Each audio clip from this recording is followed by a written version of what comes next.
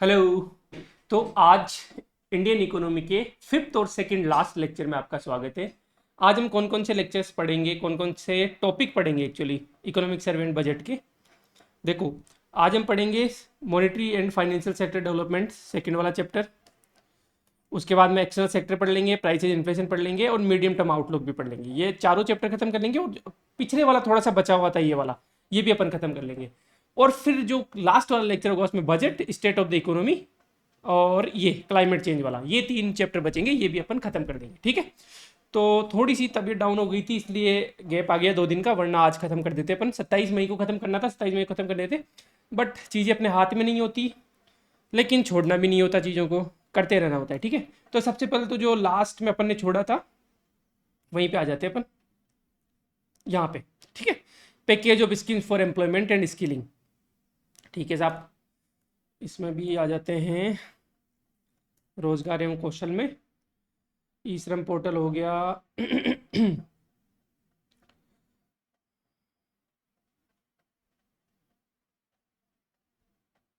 ये रहा पैकेज। ठीक है, रोजगार और कौशल विकास हेतु योजनाओं का पैकेज। तो ये बजट 2024-25 में अनाउंस हुआ भाई। अच्छी खासी प्रोबेबिलिटी है इसके आने की। ठीक है। तो 5 जो स्कीम्स है, योजना ए, योजना बी, योजना सी, योजना डी और ई, है ना, इसके बारे में अपन पढ़ लेते हैं। सबसे पहले तो भाई लगभग कितना टारगेट है, 5 सालों में 4 करोड़ से ज्यादा युवाओं को लाभान्वित करने का लक्ष्य है। 4.1 याद रह जाए तो ठीक है, बाकी आप लिख सकते हो मोर देन 4 करोड़। ठीक है, मोर देन 4 करोड़। ठीक है, ये लिख के आ सकते हो आप, 4 करोड़ से ज्यादा युवाओं को। और टोटल बजट कितना है, 2 लाख करोड़ का इसमें केंद्रीय आवंटन किया गया। अब 5 स्कीम के बारे में पूछा जा सकता है, अलग अलग भी पूछ सकते हैं कि भाई स्कीम ए क्या है। जैसे इंटरव्यू पैनल में हम बैठते हैं तो मान लो कोई डीओपीटी से आता है या स्किल डिपार्टमेंट से कोई जॉब में है, तो फिर जैसे इंटर्नशिप वाला हम पूछ लेते हैं कि प्राइम मिनिस्टर इंटर्नशिप स्कीम क्या है। अलग अलग भी पूछा जा सकता है। 5 नंबर का क्वेश्चन में 5 स्कीम भी पूछी जा सकती है। क्वेश्चन आएगा रोजगार और कौशल विकास हेतु योजनाओं का पैकेज के बारे में उल्लेख कीजिए। तो आप यहीं से शुरुआत करोगे भाई, केंद्रीय बजट 2024-25 में इसकी शुरुआत हुई। 4.1 करोड़ युवाओं को लाभान्वित करना है, 5 साल में लाभान्वित करना है, 2 लाख करोड़ का बजट है। अब स्कीम ए क्या है भाई, अब देखो आप ऐसे याद कर लेना इसको, FMEII, एफ मोटा मोटा याद कर लेना, FMEII। ठीक है।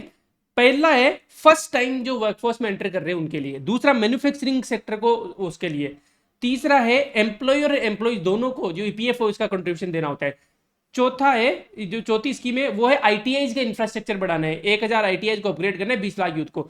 और पांचवा है इंटर्नशिप देनी है इंडस्ट्रीज में, जो पहले से इंडस्ट्रीज है। तो ऐसा आप याद कर सकते हो। बाकी और भी तरीके आपके याद करने की, याद करने का काम आपका है, मेरा काम है समझाने का। ठीक है। तो स्टार्ट करते हैं भाई। स्कीम का ऑब्जेक्टिव क्या है, financial assistant to first time employ. इसमें ये कीवर्ड इंपॉर्टेंट है, पहली टाइम जो वर्कफोर्स में एंटर कर रहे हैं। होता क्या है कि कॉन्ट्रेक्चुअल लेबर होते हैं, उनको सोशल सिक्योरिटी नहीं मिल पाती, तो इस स्कीम के तहत उनको फर्स्ट टाइम घुसा देती है गवर्नमेंट। ठीक है।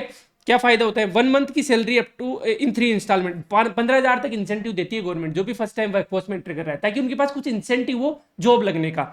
Applicable to employees with a monthly income salary of less than 1 lakh, मतलब 1 लाख से ऊपर सैलरी नहीं होनी चाहिए। यदि 1 लाख से ऊपर सैलरी फिर उसको तो क्या इंसेंटिव दे।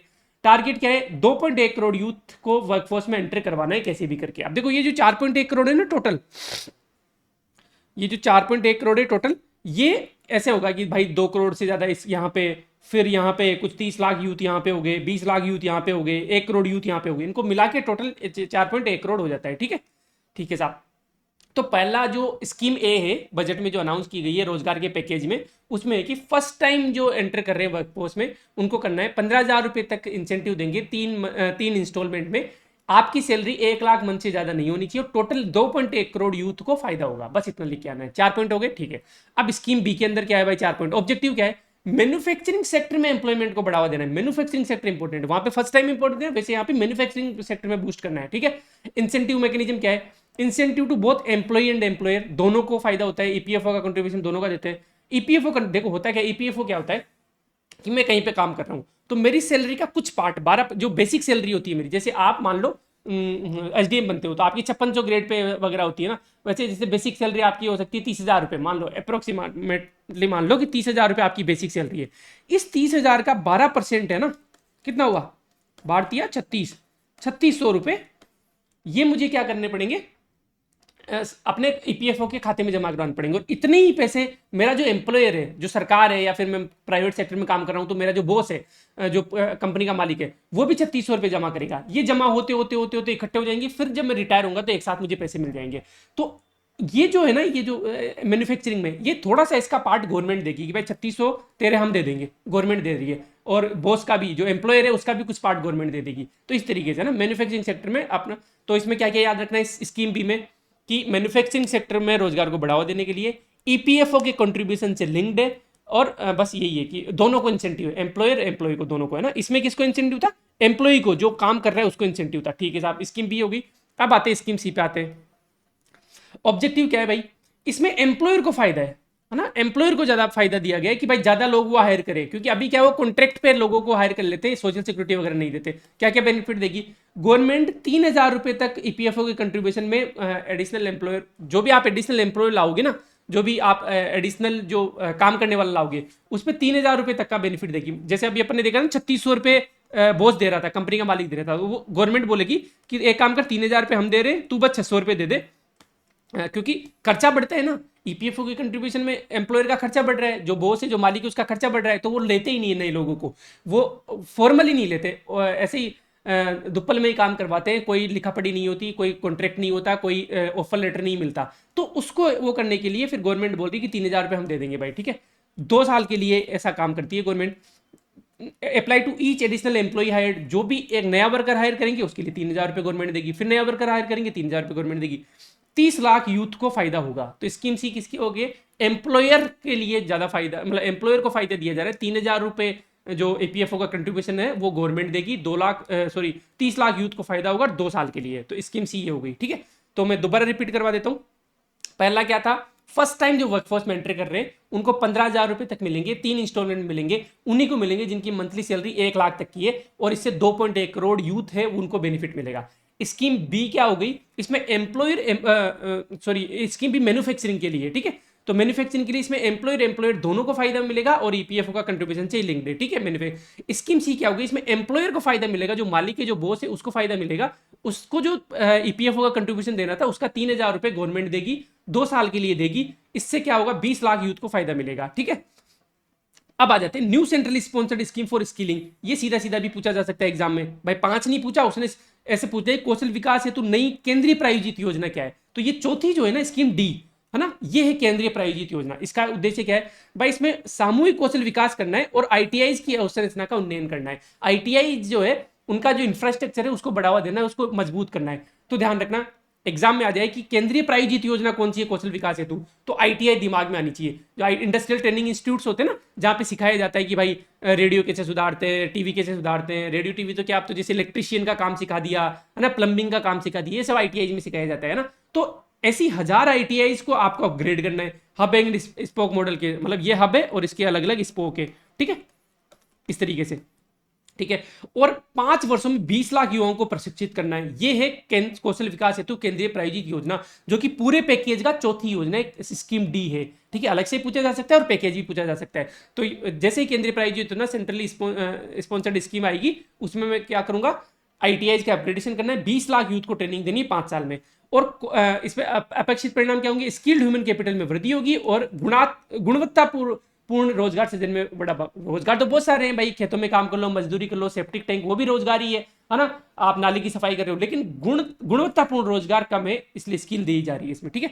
प्रधानमंत्री इंटर्नशिप योजना के बारे में अपन बात कर लेते हैं, ठीक है। ये भी अलग से पूछा जा सकता है और पैकेज में भी पूछा जा सकता है। तो 5वां जो स्कीम है, स्कीम ई जो है, वो प्रधानमंत्री इंटर्नशिप योजना, ये अलग से पूछी जा सकती है। टेस्ट सीरीज में भी हमने पूछ ली थी। देखो मैं बार बार आपको बोल रहा हूँ, जैसे इकोनॉमी के नोट्स थोड़े डिले हुए हमारी साइड से, लेकिन इकोनॉमी की जितनी भी इंपॉर्टेंट चीजें 90% चीजें हमने टेस्ट सीरीज में कवर कर ली है, क्वेश्चन बैंक में कवर कर लिए, तो आप वहां से भी कवर कर सकते हो। लेकिन इकोनॉमिक नोट्स इंग्लिश के तो गए, राजस्थान इकोनॉमी की हिंदी भी 1-2 दिन में आ जाएंगे आपके पास। तो 2.5-3 महीने में मैनेज करना मुश्किल होता है यार। क्वेश्चन बैंक हमने एक्स्ट्रा दिए, टारगेट 120 और वो सब चीजें, तो टाइम तो जाता ही है ना।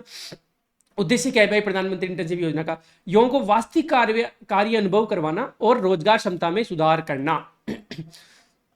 ठीक है, अब इसमें क्या याद रखना है? इसमें शीर्ष 500 कंपनियों में इंटर्नशिप का अवसर, जैसे मान लो इन्फोसिस हो गई, महिंद्रा टाटा की कंपनी हो गई, अजीम प्रेम जी के विप्रो फाउंडेशन हो गए, है ना, ये सब जो कंपनी, टीसीएस कंपनी हो गई, यहाँ पे ये ऐसी 500 शीर्ष कंपनी उठाई जाएगी और जो बच्चे हैं जो कॉलेज पास आउट है इनको इंटर्नशिप प्रोवाइड करवाई जाएगी, है ना। इंटर्नशिप फुल टाइम एम्प्लॉयमेंट नहीं होता, ठीक है। इसमें 5 वर्षों में 1 करोड़ युवाओं को प्रशिक्षित करना है। ये सब टारगेट याद रहनी चाहिए आपके हर स्कीम के। प्रधानमंत्री इंटर्नशिप योजना में 500 शीर्ष कंपनियों में इंटर्नशिप प्रोवाइड करवाई जाएगी। 5 साल में 1 करोड़ युवाओं को प्रशिक्षित किया जाएगा। इसमें प्रोत्साहन क्या क्या है भाई? 5,000 रुपये प्रति माह भत्ता मिलेगा इंटर्नशिप का, है ना। और 6,000 एक साथ मिलेंगे एक मुसाहिदा। क्योंकि मान लो मैं इंटर्नशिप के लिए टीसीएस में या फिर इन्फोसिस में बेंगलोर शिफ्ट होता हूँ, तो मुझे वहाँ पे रूम का देखना है, कुछ मान लो बर्तन लाने कुछ लाने, तो एक साथ तो 6,000 रुपये आपको दे दिए। फिर हर महीने इंटर्नशिप के आपको 5,000 रुपये मिलेंगे। 12 महीने की इंटर्नशिप होगी, उससे क्या आपको स्किल जनरेट होगी। जैसे इन्फोसिस में मैं जाके देख रहा हूँ कि एक्सेल पे कैसे काम होता है, गूगल शीट पे कैसे काम होता है ना, चैट जीपीटी को कैसे यूज कर सकते हैं, ठीक है। उद्देश्य क्या है भाई इसका?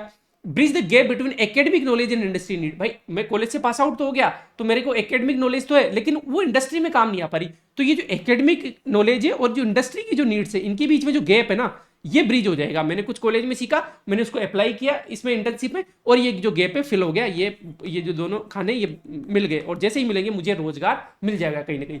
तो ये 5 स्कीम्स आपको आनी चाहिए। Scheme A B C D E. Package पूछे तो पैकेज अलग अलग भी पूछ सकता है, अलग अलग पूछेगा तो सेंट्रल स्पॉन्सर्ड स्कीम, केंद्रीय प्रायोजित योजना पूछेगा जिसमें आईटीआई का अपग्रेडेशन करना है, और इंटर्नशिप स्कीम पूछेगा जिसमें 500 कंपनियों में 1 करोड़ युवाओं को प्रशिक्षित करना है, ठीक है। इंटर्नशिप देके 5,000 रुपये प्रतिमाह मिलेगा, 6,000 रुपये एक मुश्त सहायता है, ठीक है। वन टाइम पेमेंट है 6,000 रुपीज, ठीक है। वन टाइम असिस्टेंट और ये सब मैंने आपको पढ़ा दिया है।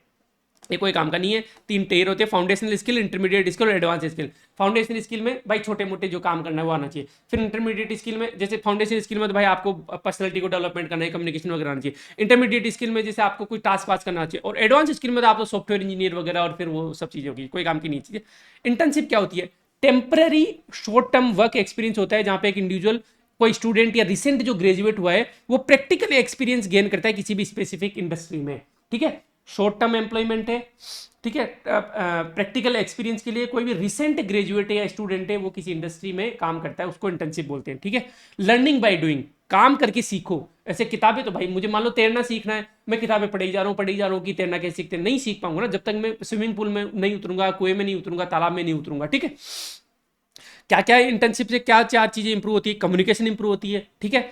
कोलेब्रेशन इंप्रूव होता है, क्रिएटिविटी, क्रिटिकल थिंकिंग। अब इनके पीछे ना मेरे पास बहुत सारी स्टोरीज है मेरी रियल लाइफ की, क्योंकि आईआईटीज में तो इंटर्नशिप करना ना मैंडेटरी होता है। कंपनियां आती है खुद और हायर करती है मैं 3rd ईयर में इंटर्नशिप के लिए। तो मेरी इंटर्नशिप मुंबई हुई थी, ठीक है। और इसके पीछे बहुत सारी स्टोरीज है। अभी अपना मेन सारा इसलिए मैं सुना नहीं सकता, कभी अगले साल कभी अपन इकोनॉमी पढ़ेंगे तब सुनाएंगे, ठीक है। बहुत फनी फनी स्टोरीज होती है, क्योंकि देखो गाँव से गए पहली बार, और मतलब ऐसा था कि आईटीज में जो इंटर्नशिप के लिए जो कंपनी आती है वो सारा पैसे भी देती है। जैसे मेरी फर्स्ट सैलरी थी 60,000 रुपये, मतलब 45,000 रुपये थी ऐसे इन हैंड, लेकिन वैसे 60,000 रुपये था पैकेज इंटर्नशिप के लिए। वो जॉब नहीं थी 3rd ईयर में, और कंपनी ने आने जाने का वो दिया था एयर जो भाड़ा है वो।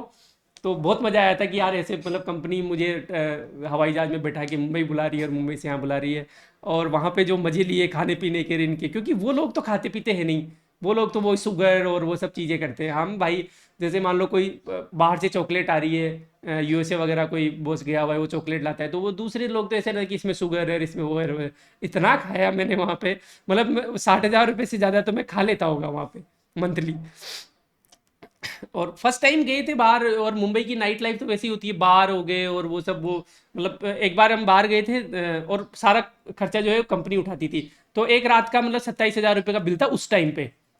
यार 3-4 लोग थे, 27,000 रुपये बिल, 27,000 रुपये। मैंने कहा मेरी सैलरी है यार, तुम क्या कर रहे हो, इतने उड़ा रहे हो।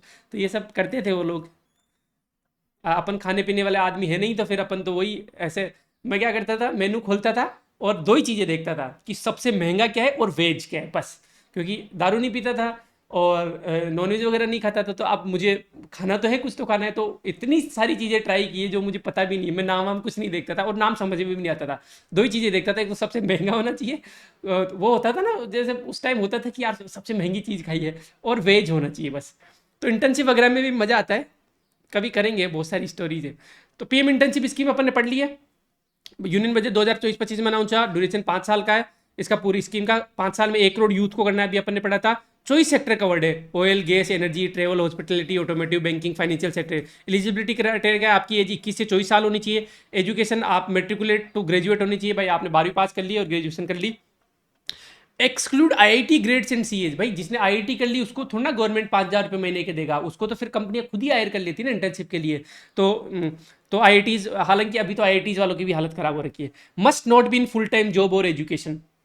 ऐसा नहीं कि आप पहले से कोई जॉब कर रहे हो या फिर पढ़ाई कर रहे हो फुल टाइम और फिर आपको इंटर्नशिप दी जाएगी, आप टाइम ही नहीं निकाल पाओगे। स्टाइपेंड वही 5,000 रुपये पर मंथ अपन ने पढ़ा था। गवर्नमेंट 4500 रुपये देती है और 500 रुपये वो कंपनी देती है, क्योंकि कंपनी का भी तो काम हो रहा है ना भाई।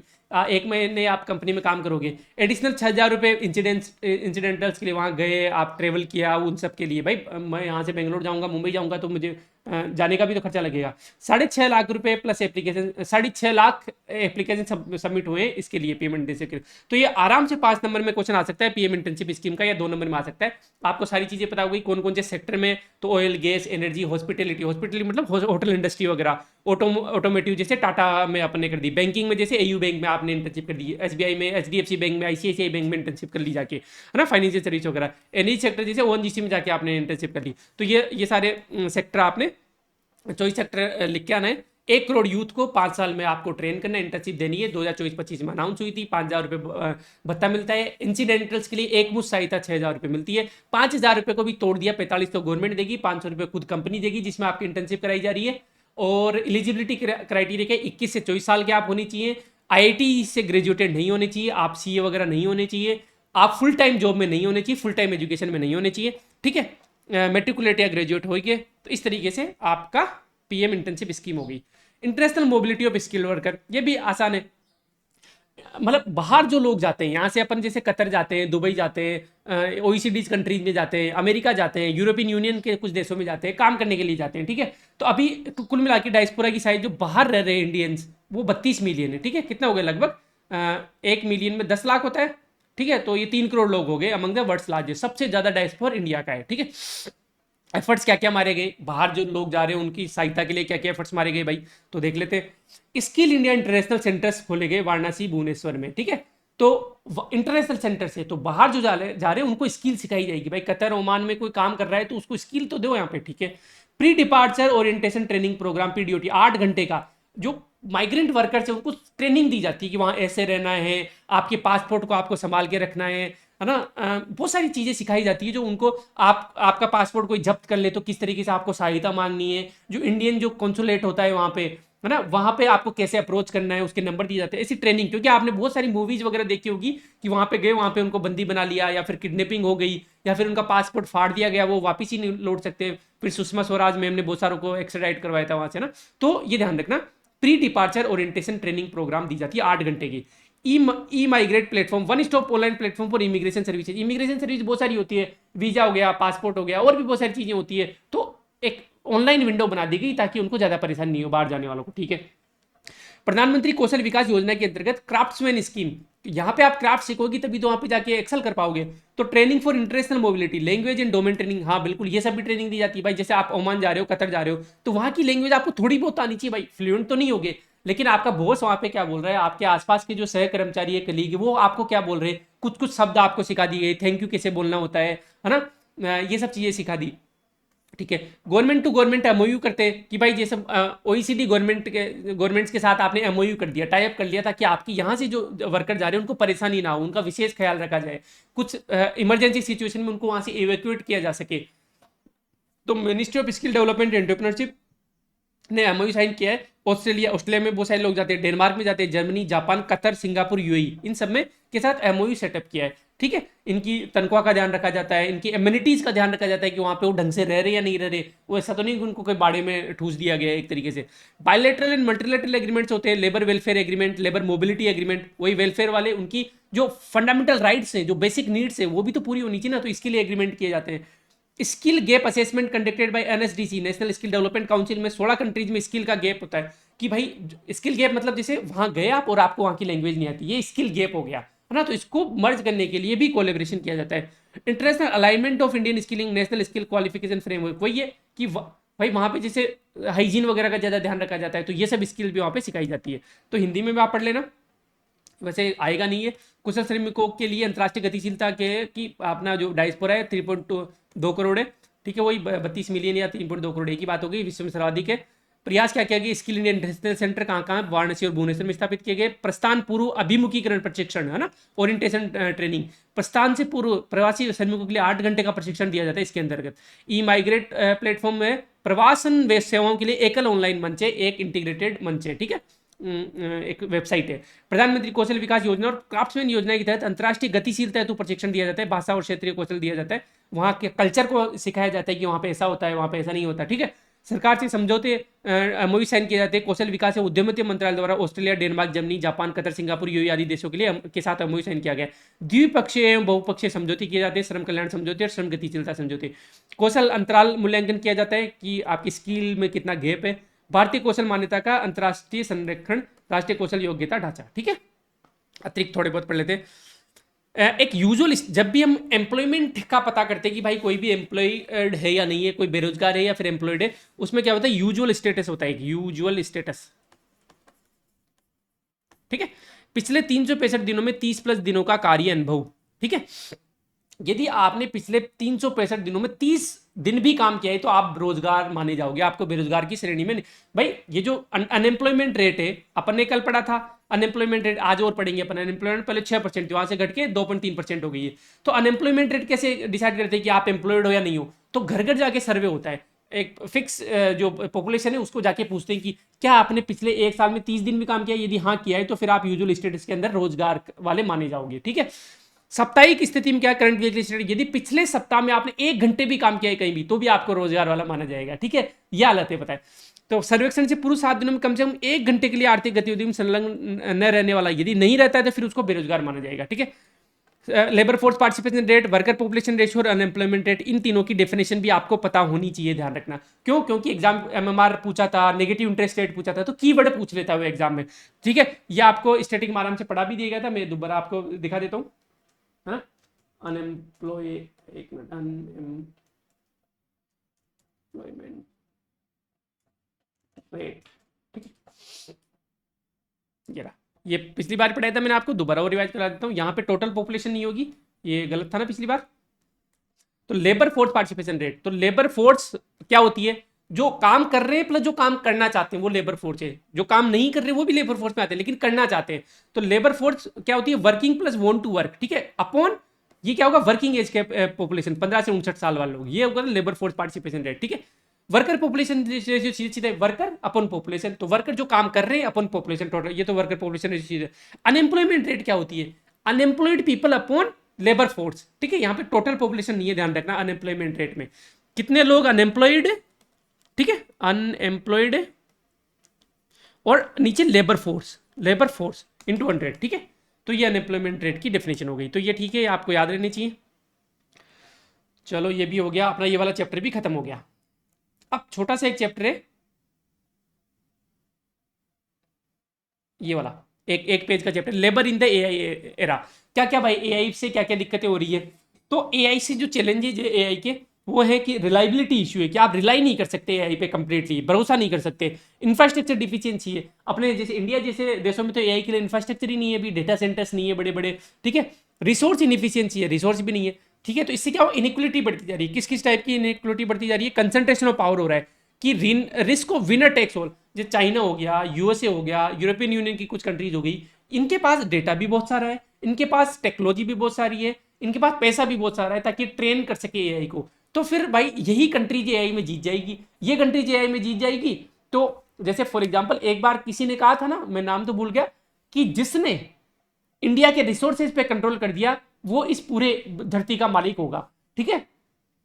तो ये उस टाइम की बात थी, कॉलोनियल पीरियड के टाइम। तो अंग्रेज आए, उन्होंने यहाँ पे कंट्रोल किया, तो उन्होंने पूरे धरती पे राज किया ही किया। अभी ऐसा बोला जाता है कि जिसने एआई पे कंट्रोल कर लिया वो इस पूरे धरती का मालिक होगा। तो ये जो यूएसए चाइना वगैरह, जैसे चाइना का डीप सीक हो गया, यूएसए में तो इतने सारे हो गए, गूगल का आ गया ये यहाँ पे एग्जांपल, ओपन एआई यूएसए का है, सैम अल्टमैन का, गूगल का जेमिनी है, माइक्रोसॉफ्ट का कोपायलट है, मेटा का लामा है, ये एंथ्रोपी के क्लोड का, और ट्विटर का ग्रो के, और चाइना का डीप सी के, ये सब चीजें हैं, की प्लेयर्स हैं ये सब, है ना। इन्वेस्टमेंट, ग्लोबल इन्वेस्टमेंट एआई में $761 बिलियन हुआ है 2020 से 23 के बीच में। Generative AI could raise global GDP by 7%। तो क्योंकि एफिशिएंसी बढ़ेगी तो जीडीपी भी बढ़ेगी। तो जनरेटिव एआई क्या होती है, जो खुद से जनरेट कर सकती है चीजें, जैसे इमेजेस उसने पढ़ी नहीं है लेकिन वो नई इमेज बना सकती है ना, वो किसी आपने मतलब खुद से सोच सकती है कि भाई मैंने वहां पे इनपुट दे दिया कि ये मेरे हाथ में ये पेन है, इसको हटा के इस वाले हाथ में दे दे, तो मैंने इमेज डाली ऐसे कि मेरे हाथ राइट हैंड में पेन है, इसको लेफ्ट हैंड में कर दे, तो वो खुद से जनरेट करके लेफ्ट हैंड में कर दिया, या फिर कि मेरे चेहरे को चेंज कर दे, तो जनरेटिव एआई होती है। कुछ प्रॉम्प्ट नया जनरेट कर दिया, निबंध लिख दिया खुद से, तो ये सब जनरेटिव एआई के पार्ट होते हैं। ठीक है, तो आप फटाफट से पढ़ लेते हैं। एक तो ये वाली रिसोर्स इनफिशिएंसी वाला इशू क्या, AI is outpacing skills ethics and laws. भाई लोग इतना जल्दी स्किल चेंज नहीं कर पा रहे, उतना जल्दी एआई अपने आप को चेंज कर रहा है, तो फिर लोग पीछे पीछे भागते रह रहे, लोगों की जॉब जा रही है। एथिक्स एंड लॉज के लिए देखो, आईआईएम अहमदाबाद का सर्वे 40% Indian believe their skill will become redundant. 40% Indians को लगता है कि हम तो भाई साहब बेरोजगार हो जाएंगे एआई के कारण। ठीक है, ह्यूमन अकाउंटेबिलिटी डिक्रीज होती है तो फिर एथिकल रिस्क बढ़ती है। भाई जैसे फॉर एग्जांपल अभी क्या होता है कि जैसे मैंने मान लो नोट्स बनाए, तो पहले क्या होता था कि ह्यूमन अकाउंटेबिलिटी थी कि भाई मैं किसी के नोट्स को कॉपी नहीं कर सकता। अभी कुछ चिन्नी लोग क्या करते हैं कि हमारे नोट्स को उठा के कॉपी कर रहे हैं, कॉपी करके वो थोड़ा सा एआई में डाल के चेंज कर देते हैं, तो अब अकाउंटेबिलिटी नहीं रही ना उनकी। तो इस तरीके से तो फिर एथिकल रिस्क बढ़ गई ना, कि उनका कोई एथिक्स, कोई जवाबदेही है ही नहीं। एआई का यूज करना कोई गलत नहीं है, स्टूडेंट के लिए आप यदि एआई का यूज कर रहे हो तो इट्स ए गुड थिंग। आप भाषा को सरल कर रहे हो या कैसे भी करके कर रहे हो ना, मार्क्स आने चाहिए स्टूडेंट के, तो आपको सफल बनाने स्टूडेंट को। लेकिन किसी का कंटेंट कॉपी कर रहे हो और फिर अकाउंटेबिलिटी भी नहीं है आपकी, क्योंकि आपने एआई का इस्तेमाल कर लिया उसमें, तो फिर आप गलत हो। जॉब डिस्प्लेसमेंट हो रही है, तो आईएलओ के हिसाब से 75 मिलियन जॉब्स ग्लोबली रिस्क पे होगी, मतलब लगभग 7.5 करोड़ जो जॉब है हर साल एआई के कारण खतरे में होगी। तो एक डेटा आप याद कर लो, मैकेंजी ने कहा कि 30% ऑफ करंट वर्क्स में भी ऑटोमेटेड। अब जैसे फॉर एग्जांपल ये मत करो यार, इनमें से 5 नंबर 10 नंबर का क्वेश्चन आ सकता है कि भाई एआई कैसे लेबर को चेंज कर रही है, जो अभी लेबर मार्केट है उसको कैसे चेंज कर रही है। तो आपको ये सारी चीजें लिखनी है कि भाई एक तो ये रिलायबिलिटी का इशू है, अब हिंदी में भी मैंने पूरा किया हुआ है। ठीक है, विश्वसनीयता संबंधी समस्याएं, अवसंरचना की कमी है। ठीक है, संसाधन की अक्षमता है, इसमें कौशल, नैतिकता और कानूनों की तुलना में एआई तेजी से बढ़ रहा है। तो अब इसमें एग्जांपल दो कि भाई 40% भारतीयों को लगता है आईआईएम अहमदाबाद के सर्वे के अनुसार कि वो आउटडेटेड हो गई है, उनकी स्किल रिडंडेंट हो गई है ना, उनका अप्रासंगिक हो गया है उनका स्किल जो है ना। फिर उसके बाद में ये कहोगे नौकरी का विस्थापन होगा, तो इसमें आप डेटा दो, आईएलओ का एक डेटा दे दिया आपने कि लगभग 7.5 करोड़ नौकरियां वैश्विक स्तर पर पूर्णतः स्वचालित होने का खतरा है। तो फिर स्वचालित हो जाएगी तो जॉब जाएगा। ठीक है, तो अब ठीक है, भारत को वर्ष 2030 में प्रतिवर्ष 78.5 लाख गैर कृषि नौकरियों का सृजन करना आवश्यक है, नहीं तो फिर वो लोग बेरोजगार रह जाएंगे। शक्ति का संकेंद्रीकरण हो गया है, कुछ जो कंट्री जैसे चाइना, यूएसए, ईयू है वही डोमिनेट कर रही है। भारत में शक्तिशाली चिप नहीं है, सर्वर नहीं है, क्लाउड और डेटा सेंटर नहीं है। भाई एआई को बनाने के लिए चिप्स चाहिए तगड़ी तगड़ी, डेटा सेंटर चाहिए, क्लाउड चाहिए, सर्वर चाहिए, ये सब है ही नहीं भारत में इतने, है ना। कुछ बड़ी कंपनियां ही है जो एआई पे, जैसे गूगल हो गई, मेटा हो गई, है ना, ये सभी जो एआई पे रिसर्च करके, माइक्रोसॉफ्ट हो गई, है ना। तो पर्यावरणीय खतरे है कि डेटा सेंटर्स को कूल करने के लिए बहुत ज्यादा पानी की जरूरत होती है। जैसे फॉर एग्जांपल प्रतिदिन 1 अरब लीटर से अधिक पीने योग्य पानी की आवश्यकता होती है, वो पानी में इंप्योरिटीज भी नहीं होनी चाहिए, तो ये पर्यावरण के लिए खतरा है ना। वैश्विक स्तर पर और बिजली की बहुत ज्यादा खपत होती है। इटली, ताइवान, ऑस्ट्रेलिया और स्पेन जैसे देशों में टोटल जितनी बिजली की खपत होती है उतनी बिजली की खपत ये डेटा सेंटर ले रहे हैं एआई के। ठीक है, तो ये भी एक बड़ा पर्यावरणीय प्रभाव है। ठीक है, सामाजिक प्रभाव क्या है, देखो आप देखो, ये चीज की अप्रोच ही तो है आंसर राइटिंग की, कि भाई कल्चरल इफेक्ट है कि हाँ एआई से कल्चर को भी खतरा है। बहुत जगह बहुत सारे जो कल्चर है उनको उन पे डेंट आया है, कल्चर का इरोड हुआ है कल्चर, है ना। हिस्टोरिकल हटा दो, इकोलॉजिकल हुआ है कि हाँ इकोलॉजिकल पर्यावरणीय प्रभाव हो गया, इलेक्ट्रिसिटी की बहुत ज्यादा खपत हो रही है, पानी वेस्ट हो रहा है। इकोनॉमिक इफेक्ट आ रहा है कि हाँ स्किल जा रही है, आउटडेटेड हो रही है, जॉब लॉस हो रही है। सोशल हो गया कि हाँ सामाजिक प्रभाव क्या है कि भाई जेंडर डिस्क्रिमिनेशन या फिर रेशियल डिस्क्रिमिनेशन देखा जाता है एआई में, है ना। कि एआई को आप यदि एक गोरा आदमी एक अफ्रीकन अमेरिकन आदमी दोनों की फोटो दिखाओ और उसको पूछो कि यार बता कौन ज्यादा क्रिमिनल प्रवृत्ति का लगता है, तो अफ्रीकन अमेरिकन को ज्यादा क्रिमिनल प्रवृत्ति का बताएगा, जबकि ऐसा नहीं हो सकता, वो हो सकता है वो अच्छा आदमी हो। ठीक है, तो सोशल एकता, सोशल कोहेजन को क्षति पहुंचती है। तकनीकी लाभ और इसमें क्या इनइक्वलिटी भी बढ़ रही है कि कुछ जो स्किल वाले लोग हैं, जो सॉफ्टवेयर इंजीनियर, जो आईआईटीएन से, वो तो एआई में अडेप्ट कर जाएंगे, है ना, और जो बाकी कॉलेजेस से वो बेरोजगार हो जाएंगे। तो इनइक्वलिटी बढ़ी और समाज में इनइक्वलिटी बढ़ती है तो फिर क्रांतियां होती है। ठीक है, कच्चा डेटा, रो डेटा पूर्वाग्रह से ग्रसित होता है कि इतना सारा डेटा फीड है कि भाई महिलाओं को हमेशा टीचर और डॉक्टर वाले जॉब देते हैं, तो अब एआई भी वैसे ही सोचने लगेगा कि यार महिलाएं तो टीचर और डॉक्टर के जॉब के लिए, वो इंजीनियर नहीं बन सकती, वो प्लेन नहीं उड़ा सकती, और इस तरीके से। तो पूर्वाग्रह से ग्रसित डेटा है तो उसको फिल्टर करके देना पड़ेगा एआई को। ठीक है, तो मैनुअल सफाई की जरूरत है, मैनुअल फिल्ट्रेशन की जरूरत है। लैंगिक पूर्वाग्रह और अल्पसंख्यकों के खिलाफ भेदभाव का जोखिम होता है। ठीक है, डेटा चयन या बहिष्करण के दौरान मानवीय पूर्वाग्रह प्रवेश करने का खतरा होता है भाई। जो जो अपने जो पहले से जो बाइसनेस होती है ह्यूमन माइंड की, वो एआई सीख जाएगा तो फिर खतरा है। ठीक है। समष्टि आर्थिक प्रभाव, आर्थिक पर नौकरी क्षति, हाँ, खपत में गिरावट, आर्थिक मंदी हो जाएगी भाई। यदि लोग बेरोजगार हो जाएंगे तो लोगों के पास पैसा नहीं होगा, पैसा नहीं होगा तो खर्च नहीं करेंगे तो खपत में गिरावट आएगी, खपत में गिरावट आएगी तो आर्थिक मंदी आ जाएगी। तो बड़े पैमाने पर बेरोजगारी, मानसिक स्वास्थ्य संकट और राजनीतिक अस्थिरता हो जाएगी। लोग घर बैठे रहेंगे तो फिर क्रांतियां करेंगे, क्रांति करेंगे तो फिर सरकार को खतरा है। ठीक है। एआई की सीमाएं, अभी तक मूल प्रकाशित योग्य अनुसंधान करने में सक्षम नहीं है। अभी जनरेटिव तो है लेकिन ओरिजिनल कंटेंट नहीं बना सकते हैं। फॉर एग्जाम्पल, आप आज चैट जीपीटी में जाके बोलना कि मुझे एक एक बच्चे की फोटो दो जो कि लेफ्ट हैंड से लिख रहा है, वो नहीं दे पाएगा, वो राइट हैंड से ही दे पाएगा। क्यों? क्योंकि उसके पास राइट हैंड का ही डेटा इतना ज्यादा है कि वो डिफ्रेंशिएट ही नहीं कर पा रहा। ठीक है। तो मूल अनुसंधान करने में भी सक्षम नहीं है। जनरेटिव एआई मति भ्रम, हेलुसिनेशन कर सकता है और गलत परिणाम उत्पन्न कर सकता है, और गलत परिणाम का रिपरकशन बहुत ज्यादा हो सकता है। जैसे अपन तो कंटेंट ही बना रहे हैं। ठीक है। तो अपना तो चल जाता है, कभी कभी गलती भी हो जाती है, तो जैसे आप बताते हो कि ये गलती हो गई और उसको हम सुधार देते हैं, ये तो छोटी मोटी एरर हो गई। लेकिन मान लो ड्राइवरलेस कार में वहां पे उसने हेलुसिनेशन कर दिया और पेडेस्ट्रियन को कुछ पेड़ मान लिया और उसके ऊपर गाड़ी चढ़ा दी, तो ये तो बहुत खतरनाक चीज होगी ना। तो मान लो कोई बड़ी कंपनी है जो कि डेटा एनालिसिस के लिए एआई पे निर्भर करती है, और छोटा सा भी डेटा में गड़बड़ हो गई और कैलकुलेशन में गड़बड़ हो गई, तो उस कंपनी को तो लॉस हो गया, वो बैंकरप्टी भी हो सकती है। तो वास्तविक विश्व व्यापार में उपयोग में छोटी त्रुटियां भी गंभीर हो सकती है। स्वचालित वाहन द्वारा पैदल यात्री को न देख पाना, एआई मॉडल के प्रशिक्षण की उचित लागत, ये भी एक दिक्कत है कि जैसे मैं भी एआई पे काम कर रहा हूँ अभी कुछ दिनों से, मतलब अभी और जून में और ज्यादा काम करूंगा, तो लेकिन जो मैं जिस चीज पे मैं काम कर रहा हूँ एआई पे, उसका खर्चा है 60 लाख रुपए। अब मैं 60 लाख रुपए कहाँ से लाऊं? कोई बड़ी कोचिंग होगी वो तो 60 लाख रुपए, उसके लिए तो कुछ नहीं है। ठीक है। तो वो तो एआई को प्रशिक्षित कर सकते हैं कोई भी चीज बनाने के लिए, स्टूडेंट्स के फायदे के लिए, लेकिन मुझे दिक्कत हो जाएगी। तो इसलिए तो जैसे ओपन एआई का जो चैट जीपीटी 4 है उसको 78 मिलियन अमेरिकी डॉलर लगे थे प्रशिक्षित करने में। गूगल का जो जेमिनी अल्ट्रा है उसको 191.4 मिलियन डॉलर अमेरिकी डॉलर लगे थे। तो इसलिए एआई सबके लिए नहीं है, वही है, इनइक्वलिटी बढ़ जाती है। जिनके पास पैसा है वो एआई का यूज कर रहे हैं, जिनके पास नहीं है वो नहीं कर पा रहे ढंग से। ठीक है।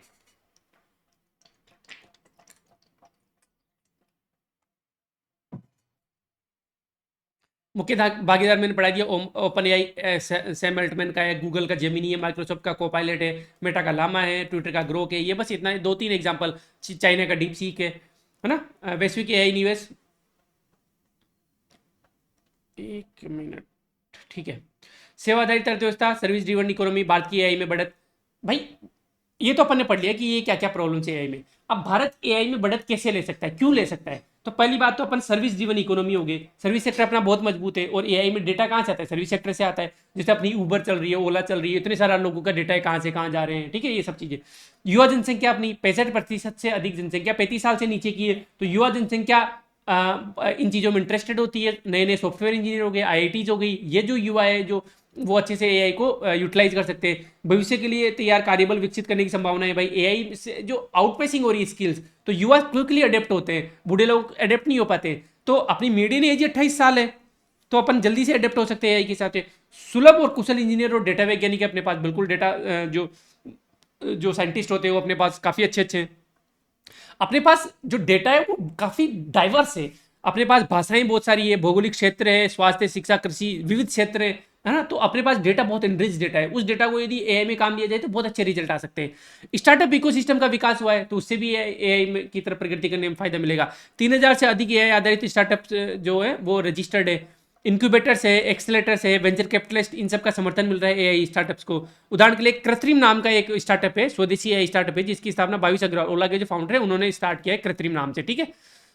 सरकारी पहल क्या है? राष्ट्रीय एआई रणनीति नीति आयोग द्वारा लाई गई है। शैक्षणिक और अनुसंधान है, जैसे आईआईटी हो गई, आईआईएससी हो गई, ट्रिपल आईटी हो गई, ये सब भी एआई पे काम कर रहे हैं। डिजिटल अवसंरचना का विस्तार हुआ है भाई। 55% से अधिक जनसंख्या अपनी इंटरनेट से जुड़ी है, तो इसका डेटा आएगा, उस डेटा को रिफाइन करके अपन बड़े बड़े एआई मॉडल बना सकते हैं। ठीक है। उच्च मात्रा में डिजिटल लेन देन हो रहा है यूपीआई से, तो ये भी एक एआई के लिए फायदे चीज है, क्योंकि डेटा, फाइनेंशियल डेटा भी बहुत इंपॉर्टेंट होता है। ठीक है। निष्कर्ष क्या है?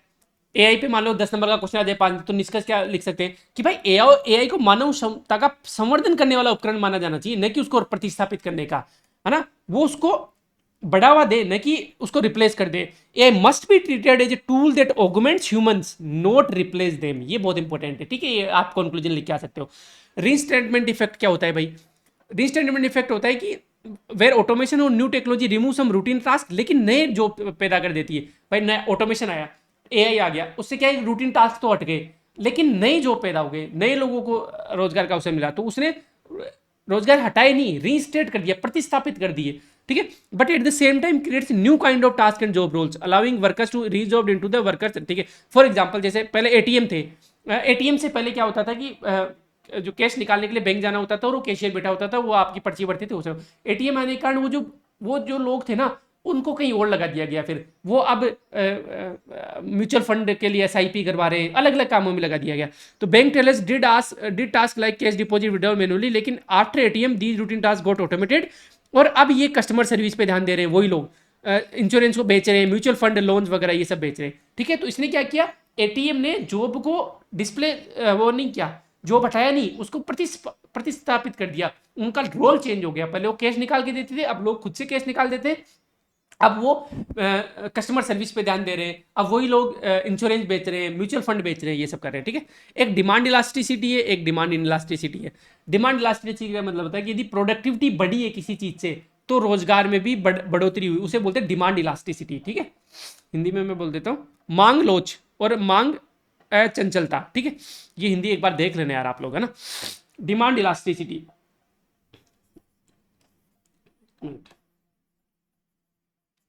डिमांड इलास्टिसिटी, ठीक है। ये क्या होता है कि भाई जैसे प्रोडक्टिविटी बढ़ी, एआई के कारण प्रोडक्टिविटी बढ़ गई, इफिशियंसी बढ़ गई, इसके कारण होगा कि लागत में कमी आएगी। भाई जहां पे मुझे जैसे मान लो कोचिंग सेक्टर को मान लो, कोचिंग सेक्टर में जहां पे पूरा अच्छे से सेटअप करने के लिए 60 लोगों की जरूरत है, अब वो काम 10 लोग ही कर पा रहे हैं, तो लागत में कमी आई, लागत में कमी आई तो मूल्य में गिरावट आई। फिजिक्स वाला वगैरह जैसे बहुत कम सस्ते में कोर्स बेच पा रहे हैं, मान लो आरएस की कोचिंग 1 लाख रुपए की है, अब फिजिक्स वाला क्या कर रहा है, उसी 1 लाख रुपए को 40,000 रुपए में बेच पा रहा है, तो मूल्य में गिरावट आई, मूल्य में गिरावट आई तो मांग में वृद्धि हुई, अब ज्यादा लोग कोर्स खरीदेंगे। भाई कोई मान लो पटवारी की तैयारी कर रहा था, मास्टर की तैयारी कर रहा था, गांव में बैठा था, वो सोचेगा कि यार 1 लाख रुपए तो मैं नहीं दे सकता, लेकिन 40,000 रुपए में तो कोर्स खरीद ही सकता हूँ, तो लागत में मांग में वृद्धि हुई, मांग में वृद्धि हुई तो ज्यादा लोगों ने एनरोल किया, तो फिर रोजगार में वृद्धि होगी। अब 10 लोगों की जगह 15 लोगों को हायर कर सकते, क्योंकि ये क्या हुआ, अब ज्यादा कोर्स बिक रहे हैं, तो उनको मैनेज करने के लिए और ज्यादा लोग, तो इससे बोलते हैं डिमांड इलास्टिसिटी। तो कुछ कुछ सेक्टर होते हैं जैसे वित्त हो गया, स्वास्थ्य हो गया, शिक्षा हो गया, खुदरा व्यापार, ये सब में डिमांड इलास्टिसिटी होती है। लेकिन कुछ सेक्टर होते हैं जिसमें प्रोडक्टिविटी बढ़ जाती है ना, तो रोजगार में कमी आती है, वृद्धि नहीं होती, उसको बोलते हैं डिमांड इन इलास्टिसिटी। ये इकोनॉमिक सर्वे में मेंशन था, इसलिए इन इलास्टिसिटी, ठीक है। तो ये क्या होता है भाई, डिमांड इन इलास्टिसिटी क्या होता है कि प्रोडक्टिविटी बढ़ी, प्रोडक्टिविटी बढ़ने के कारण ये जो 60 से 10 पे आ गए, लेकिन ऐसा इसका मतलब ये नहीं कि रोजगार में वृद्धि होगी। जैसे फॉर एग्जांपल पोस्ट ऑफिस है, पोस्ट ऑफिस की जगह अब सब लोग व्हाट्सएप वगैरह से एक दूसरे को मैसेज कर देते हैं, तो अब डिसेंट्रलाइज हो गया, व्हाट्सएप हो गया, ईमेल हो गया, अब पोस्ट ऑफिस प्रोडक्टिविटी बढ़ी, डिजिटल मीडिया आने के कारण, डिजिटल इकोनॉमी आने के कारण, तो पोस्ट ऑफिस से रोजगार ही चले गए। ऐसा जरूरी नहीं कि प्रोडक्टिविटी बढ़ेगी तो रोजगार में वृद्धि होगी। जब ऐसा होता है तो उसे बोलते हैं मांग चंचलता। जैसे डाक और दूरसंचार विभाग में ये हो गया, उत्पादकता वृद्धि से रोजगार घट जाता है। तो मोटा मोटा आप याद रखो, डिमांड इलास्टिसिटी वो होता है जिसमें प्रोडक्टिविटी बढ़ने के कारण, इफिशियंसी बढ़ने के कारण रोजगार में वृद्धि होती है। कौन कौन से सेक्टर हो गए, जैसे स्वास्थ्य हो गया, शिक्षा हो गया, खुदरा हो गया, व्यापार हो गया, वित्त हो गया। और कुछ सेक्टर ऐसे होते हैं जिसमें प्रोडक्टिविटी बढ़ने के कारण, उत्पादकता बढ़ने के कारण रोजगार में कमी आती है, जैसे डाक विभाग हो गया। बस इतना याद रखना है आपको, ठीक है। तो ये अपन ने 12-13 लेक्चर भी खत्म कर दिया। अब अपन चलते हैं ऊपर। कितना टाइम हुआ, 38 मिनट हो गए। अब अपन 1 घंटे में बाकी के चैप्टर भी खत्म कर देंगे। 12-13 लेक्चर खत्म कर दिया अपन ने। अब अपन चलते हैं लेक्चर 2nd, 3rd और 4th और 5, ये लेक्चर अपन खत्म कर देते हैं फटाफट से। ये 2, 3, 4, 5, ठीक है। मॉनिटरी एंड फाइनेंशियल सेक्टर, इनमें क्या कीवर्ड्स वगैरह आ जाते हैं, तो 2 नंबर 5 नंबर का क्वेश्चन आपका सोल्व हो जाएगा।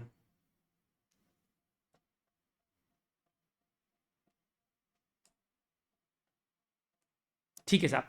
मौद्रिक और वित्तीय क्षेत्र का विकास, अभी स्थिति क्या है। सबसे पहले तो अपन जैसे मान लो वित्तीय क्षेत्र के बारे में बात करें, वित्तीय क्षेत्र में बैंक सबसे इंपॉर्टेंट होते हैं भाई। तो बैंकों का थोड़ा सा इकोनॉमिक सर्वे में दिया हुआ है कि बैंकों की स्थिति अभी बढ़िया हो गई है। अब बैंक की स्थिति जैसे मान लो फॉर एग्जाम्पल, अभी कोई मुझसे पूछे कि यार कनेक्ट सिविल्स की स्थिति क्या है, तो मैं कुछ पैरामीटर्स आपको दूंगा कि भाई देखो कोर्स बिक रहे हैं अच्छे खासे, है ना, कि जैसे अभी मेंस में अपने लगभग 800,000 लोग इनरोल्ड है, वेरी गुड। यदि अपने 600 प्लस लोग इंटरव्यू में इनरोल्ड है और अभी तो इंटरव्यू का फेज अभी चलना बाकी है, तो अभी हम 1000 के आसपास लोग इंटरव्यू अपने दे रहे हैं, वेरी गुड। अपना रेवेन्यू भी अच्छा खासा है, मतलब 1.5-2 करोड़ रुपए रेवेन्यू है। इस तरीके से मैं चीज़ें दूंगा आपको, है ना। और जैसे फॉर एग्जाम्पल अपना सिलेक्शन रेट भी अच्छा है ना। इस तरीके के आपको 2-4 पैरामीटर मैं आपको दूंगा। ठीक वैसे ही फाइनेंशियल सेक्टर का भी कि भाई कैसा चल रहा है, तो मैं बैंकों की स्थिति को बताने के लिए मैं बोलूंगा आपको कि यार ग्रोस एनपी जो रेशियो वो घटा है। जो एनपी होता है नॉन परफॉर्मिंग एसेट, जो पैसा वापस नहीं आ रहा था 90 दिन के बाद भी, वो घटा है भाई, है ना। ठीक है साहब। फिर मैं बोलूंगा रिटर्न ऑन इन्वेस्टमेंट और रिटर्न ऑन इक्विटी, ये भी बढ़ी है। ये क्या होती है मैं बताता हूँ आपको, ठीक है। ये हो गया। उसके अलावा जो सी आर ए आर है, कैलकुलेट रिस्क, ये क्या होता है, capital to risk weighted asset ratio, है ना। ये जितना नॉर्म होना चाहिए उससे भी ज्यादा हो गया है। तो ये सब चीजें जो पैरामीटर है वो इकोनॉमिक सर्वे में दिया हुआ है कि इसलिए बैंकों की स्थिति अच्छी मानी जा रही है। अब देखो, अब एक एक समझाता हूँ। प्रॉफिटेबिलिटी, जैसे रूरल रीजनल रूरल बैंक का अपन ने कल पढ़ा था कि भाई 43 से उनमें से 40 प्रॉफिटेबल है, ठीक है, 7500 करोड़ का टोटल प्रॉफिट हो गया था। तो rise in CRR, capital to risk weighted asset ratio standard 16.7%, well above the norm कितना है भाई, आरबीआई ने बोला हुआ है कि 9% जो है वो सीआरआर होना चाहिए, capital to risk weighted asset ratio, ठीक है। और 2.5% का और बफर लेके 11.5% हो जाना चाहिए, ठीक है। ये और बफर लेते हैं कि भाई ठीक है, ये capital to risk weighted asset ratio मान लो एग्जाम में आ जाए तो इसका फॉर्मूला आपको लिख के आ जाना है सीधा सीधा कि capital to risk weighted asset ratio. देखो ऊपर तो आएगा कैपिटल, नीचे आएगा रिस्क वेटेड एसेट। तो इसका फॉर्मूला होता है tier one capital plus tier 2 capital, ये पेन ढंग से काम नहीं करता, upon tier 1 capital plus tier 2 capital upon risk weighted asset, risk weighted asset. देखो कैसे लाइन खिंच जाती है इससे, पूरा वो नहीं है क्या पेज, ठीक है। तो ये फॉर्मूला आपको याद रखना है। अब ये टीयर 1 कैपिटल क्या होता है, टीयर 2 कैपिटल क्या होता है, रिस्क वेटेड एसेट क्या होता है, कोई काम की चीज नहीं है, आपको रट लेना है। अभी समझा देता हूं मैं भी थोड़ा सा, बट वो काम की नहीं है, ठीक है। तो सीआरआर क्या होता है, देखो सबसे पहले मैं बताता हूं कि कोई भी बैंक है,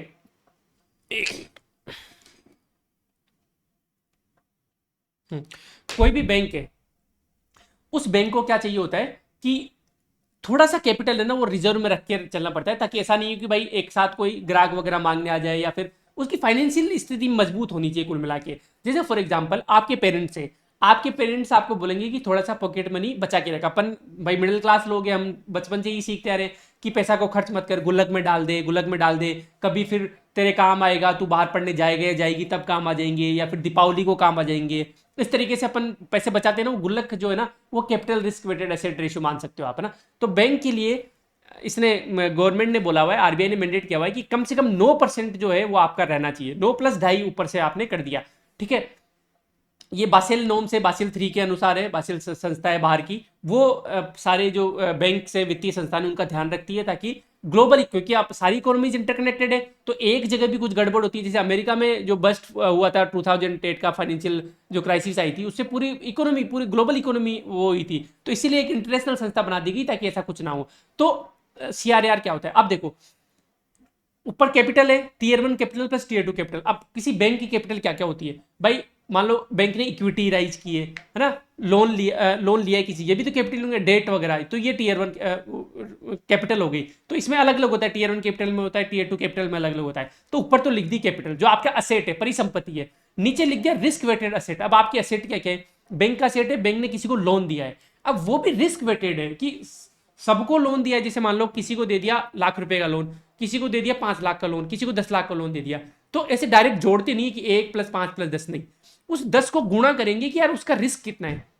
मान लो मेरे जैसे भले आदमी को दे दिया 10 लाख रुपए, तो उसको सीधा सीधा 10 लाख रुपए मान लेंगे कि आपका ये एसेट है, कि यार ये तो नियम तो दे ही देगा, ये नहीं खाएगा।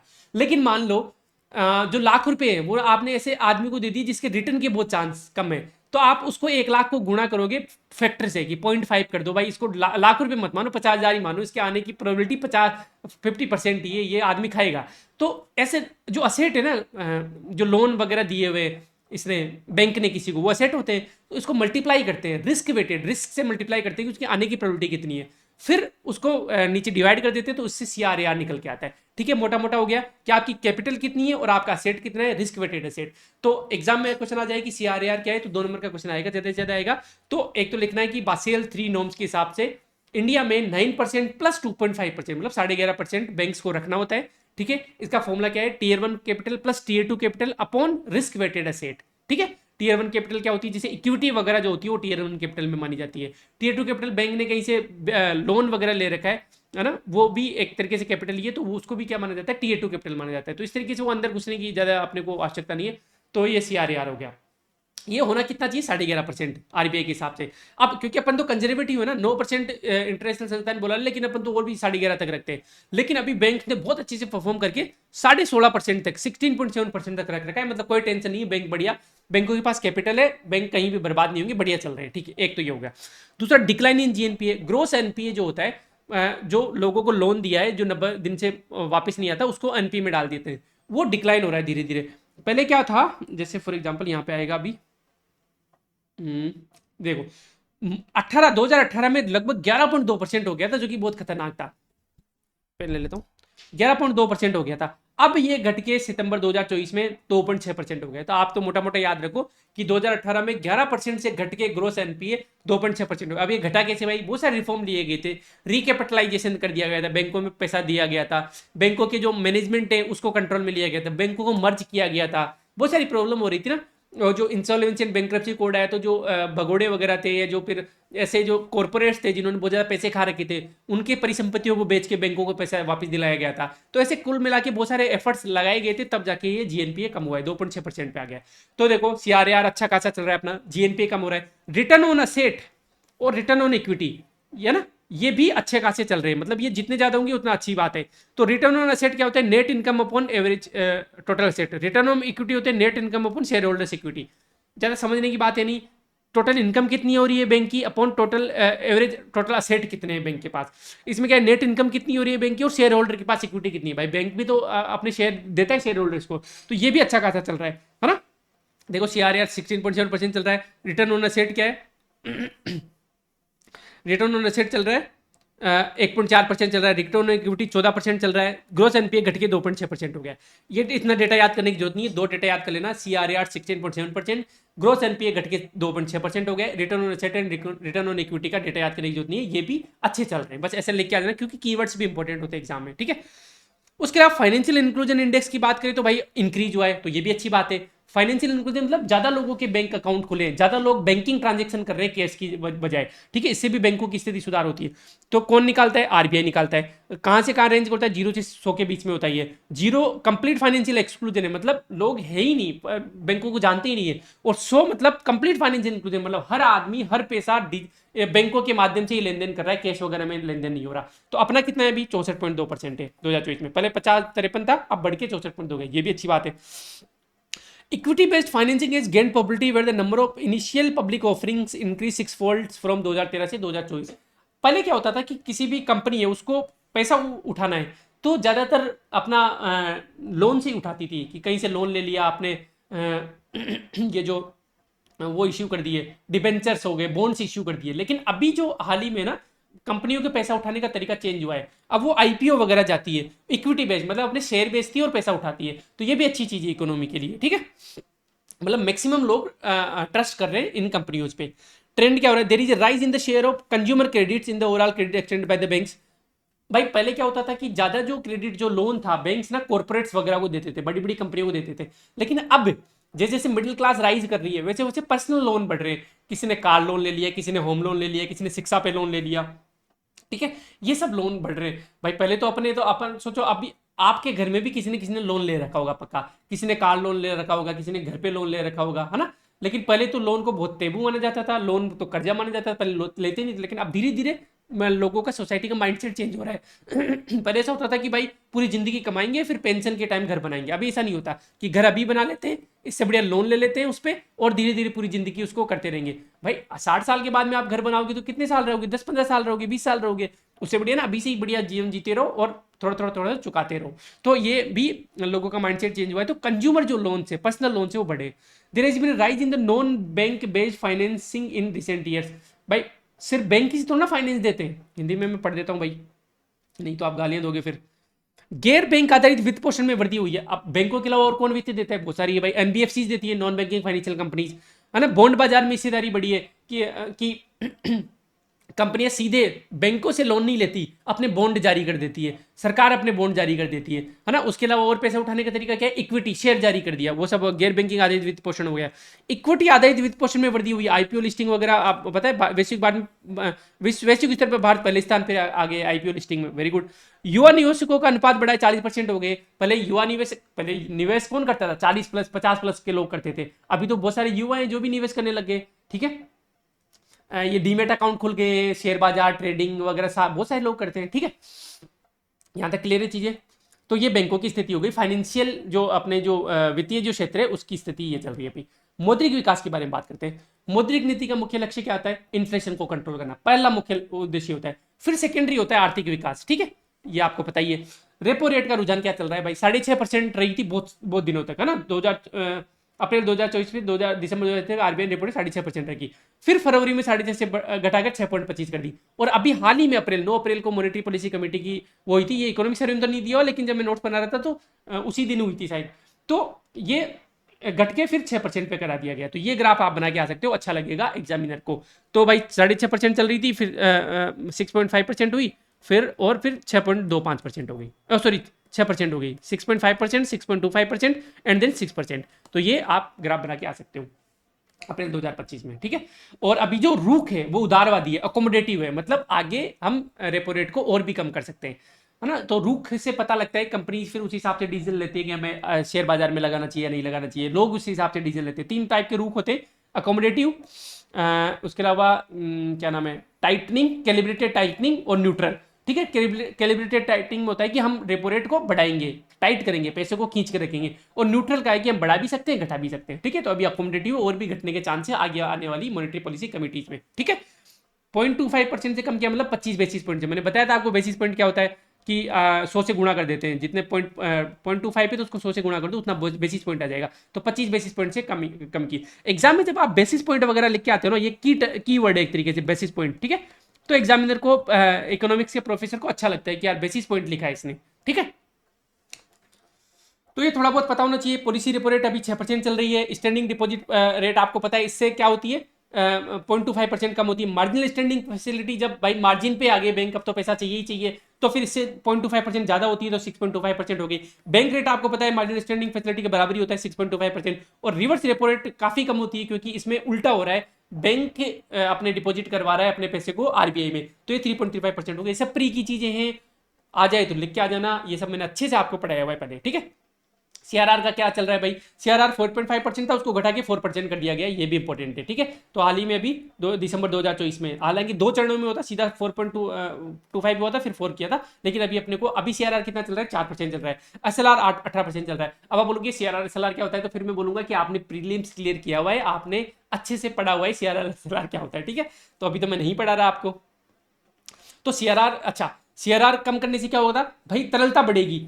बैंकिंग प्रणाली में 1 लाख करोड़ रुपए की तरलता का संचार हुआ है, क्योंकि अब बैंकों को कम कैश होल्ड करके रखना है। अब कम कैश होल्ड करके रखेंगे, 100 रुपए में से पहले 4.5 रुपए होल्ड करके रखना पड़ता था, अब 100 रुपए में से 4 रुपए ही होल्ड करके रखना है। तो बाकी ये जो बाकी के जो कितना आधा रुपया है, वो बैंक क्या करेंगे? लोन वगैरह दे देंगे। तो बैंकिंग प्रणाली में 1 लाख करोड़ रुपए का संचार हुआ है सीआरआर को घटाने से, ठीक है।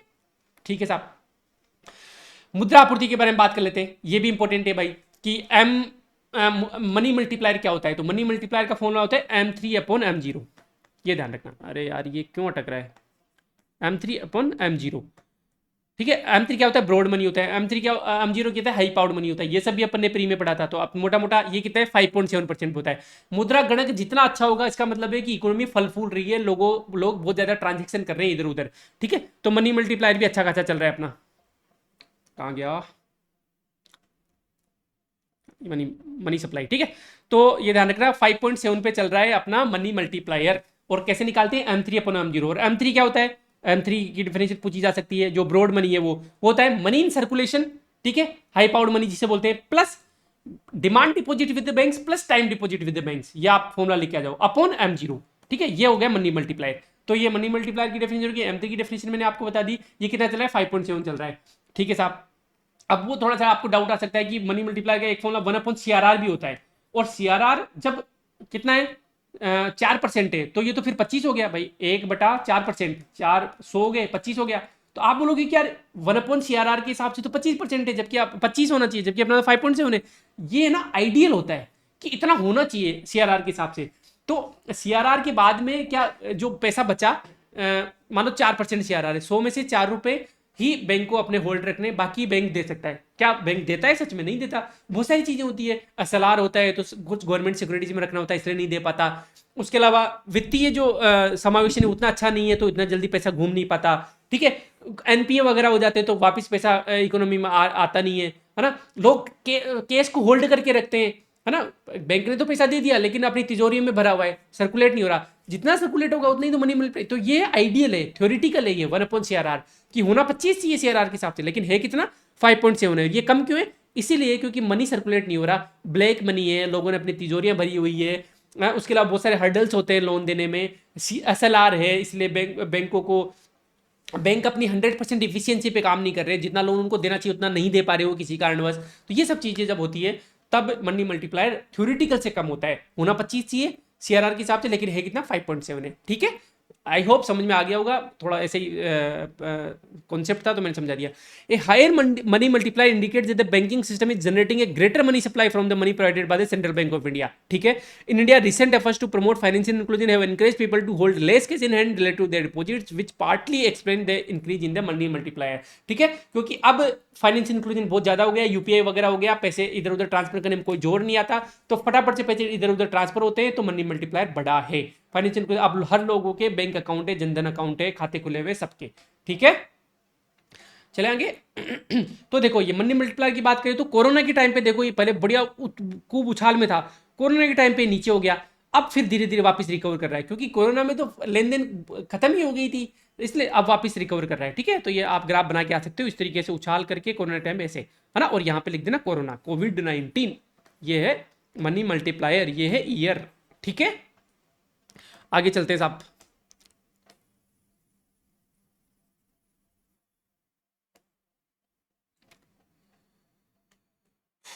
2 मिनट रेस्ट ले लूं।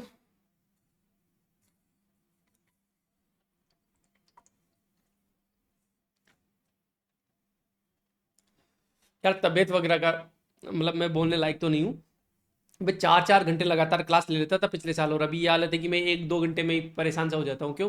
क्योंकि पिछले 3 साल में एक दिन का गैप नहीं लिया, हालत ख़राब कर दी शरीर की, पूरा लाइफ साइकिल मतलब बिगड़ा हुआ है। कभी सुबह 5 बजे सो, कभी 6 बजे सो। अब मुझे ये आपका कोर्स ख़त्म करने के बाद में लाइफस्टाइल सुधारनी है मुझे। हेल्थ को बिल्कुल वो नहीं कर सकते, बहुत सारी बीमारियां टाइप से हो गई है, तो अब वो सुधारनी पड़ेगी मुझे। कभी भी फीवर हो जाता है, तो हेल्थ का विशेष ध्यान रखना। ठीक है, अपने जो गोल से रिजल्ट आया भगवान की दया से, मेहनत की है, रिजल्ट भी आया बढ़िया, आप टीम भी पूरी हो गई अपनी, 21 लोगों की टीम हो गई है अभी। तो लेकिन फिर भी not at the cost of health, क्योंकि भाई वो नहीं, वो है तो फिर सक्सेस आपकी कोई काम की नहीं है। तो अभी मुझे, मैं 2-3 डॉक्टर को दिखा गया हूँ कल ही, तो उन्होंने बोला कि सब धरा रह जाएगा भाई, सोना स्टार्ट कर दे, हेल्थ पे ध्यान देना स्टार्ट कर दे। तो ये आपसे भी मुझे विशेष निवेदन है मेरा, एक्सपीरियंस से बोल रहा हूँ कि हेल्थ हमेशा प्रायोरिटी पे रखनी है। ठीक है, एफिशिएंसी बहुत डाउन हो जाती है काम करने की, अभी लेक्चर लेने की, बहुत सारी चीज़ें होती है ना। मतलब अल्टीमेटली बात वही निकलती है, यदि हेल्थ सही रहेगी तो एफिशिएंसी बढ़ेगी, तो आप कम टाइम में भी अपना मैक्सिमम आउटपुट दे पाओगे। तो लेसन लर्न हार्ड, ठोकर खा के ही सीखता है आदमी। तो अब मैं पूरी तरीके से हेल्थ पे ध्यान दूंगा, स्लिप साइकिल सुधारूंगा और बहुत सारी चीज़ें करूंगा। ठीक है,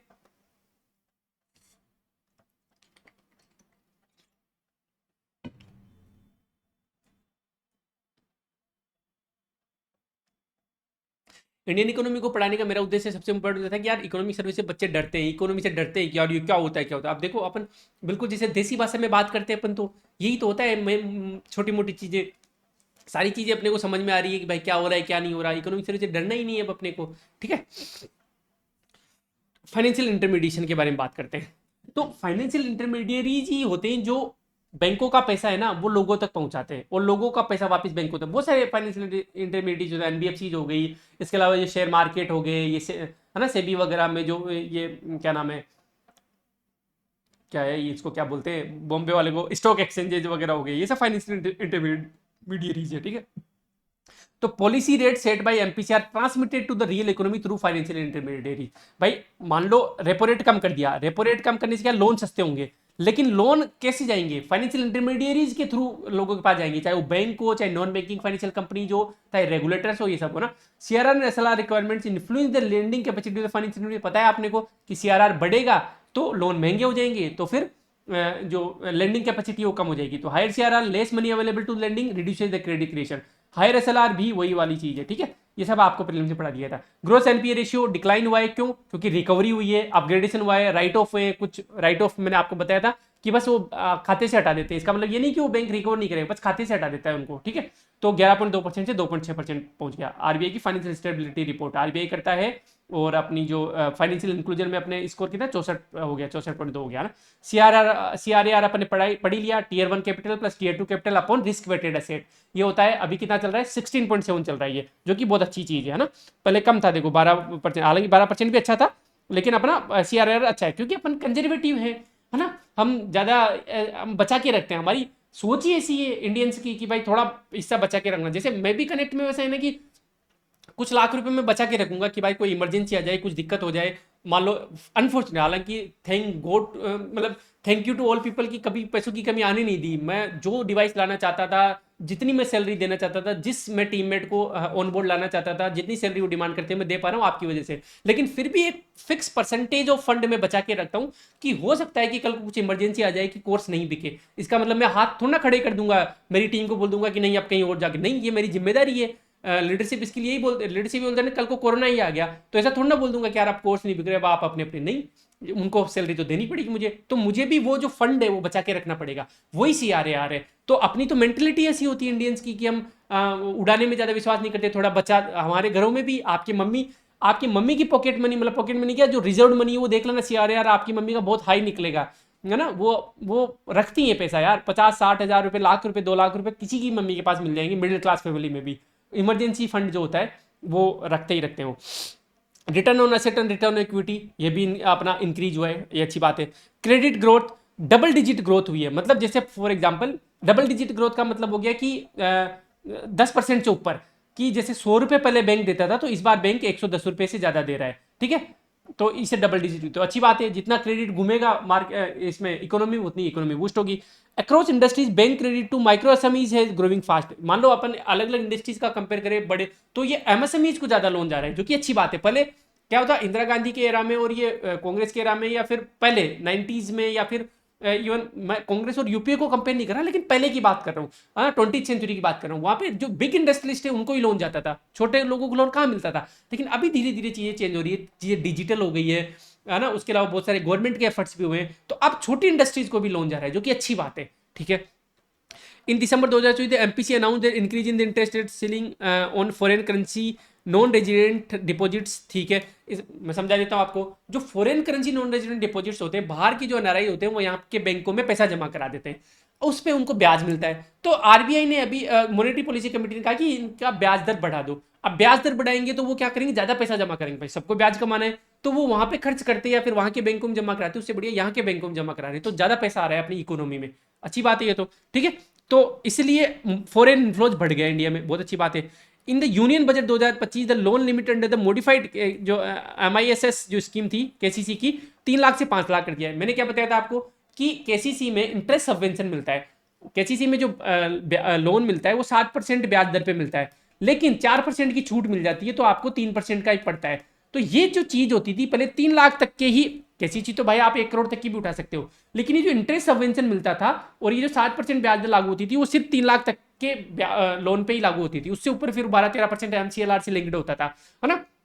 लेकिन इसको बढ़ा के 5 लाख कर दिया लिमिट, कि 5 लाख तक आप इंटरेस्ट सबवेंशन ले सकते हो, मतलब 4% की छूट लेके 3% पे। 3% कुछ नहीं होता यार, 3% का मतलब समझ रहे हो, 72 में भाग दो 3 का, 3 दूनी 6, 3 जो 24 साल में दुगुना होगा। मान लो आपने 1 लाख रुपए उठाए, तो 24 साल के अंदर जाके आपको 2 लाख रुपए बैंक को देने पड़ेंगे। तो ये तो बहुत नेग्लिजिबल है। मुझे 3% में कोई 1 करोड़ भी दे तो मैं तो आज ही लेने को तैयार हूँ, ठीक है। Hence more credit to the agriculture sector, ज़्यादा क्रेडिट जाएगा ना एग्रीकल्चर सेक्टर को, ज़्यादा लोन जाएगा, तो लोग ज़्यादा पैसा उठाएंगे, पहले 3 लाख तक ही उठा पाते थे, 5 लाख उठाएंगे, तो एग्रीकल्चर सेक्टर में ज़्यादा पैसा घूमेगा, इंफ्रास्ट्रक्चर बढ़ेगा, किसानों की स्थिति सुधरेगी, डबलिंग द फार्मर्स इनकम में फायदा होगा। तो डबलिंग द फार्मर इनकम में ये भी लिख के आ सकते हो आपकी MISS जो स्कीम है उसमें जो लोन लिमिट है वो 3 लाख से 5 लाख कर दी गई है, ठीक है। क्रेडिट टू जीडीपी रेशियो बढ़ा है, credit to GDP ratio positive होता है तो अच्छी बात मानी जाती है कि भाई जीडीपी में क्रेडिट का कितना योगदान है, जो पैसा इधर उधर घूम रहा है उसका कितना योगदान है, तो ये भी बढ़ रहा है। भाई पहले नेगेटिव हो गया था लेकिन अभी धीरे धीरे रिकवर कर रहा है ना, it has been negative in the recent years but now the gap is closing, अब धीरे धीरे पॉजिटिव की तरफ जा रहा है, ठीक है साहब। फाइनेंशियल इंक्लूजन, तो आरबीआई का फाइनेंशियल इंक्लूजन इंडेक्स का जो स्कोर है वो 64.2% 2 है, जो कि अच्छी चीज है ना। 0 से 100 के बीच में होता है, 0 का मतलब है कि कंप्लीट फाइनेंशियल एक्सक्लूजन, कोई बैंक नहीं है, कोई पैसा, सारा जो पैसा है वो नगद में इधर उधर जा रहा है, और 100 का मतलब होता है कंप्लीट फाइनेंशियल इंक्लूजन, मतलब हर आदमी का बैंक अकाउंट है, हर आदमी जो ट्रांजेक्शन कर रहा है वो बैंक अकाउंट से कर रहा है, ठीक है। आगे चलते हैं भाई, एक ही आरआरबी का अलग से दिया भाई, रूरल रीजनल रूरल बैंक का।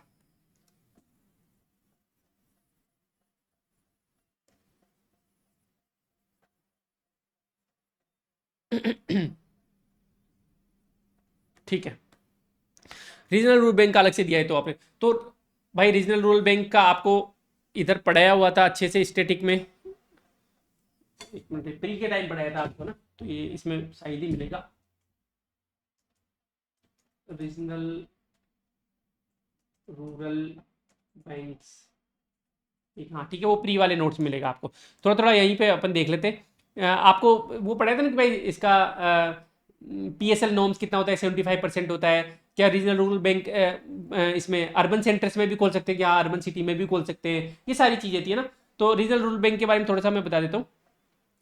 कितने रीजनल रूरल बैंक है, 43 रीजनल रूरल बैंक है, इनमें से 40 तो प्रॉफिटेबल है और 3 ही है जो घाटे में चल रहे हैं। टोटल प्रॉफिट कितना है, 7500 करोड़ से ऊपर प्रॉफिट हो गया है ना, 40 बैंक आर प्रॉफिट मेकिंग हो गया।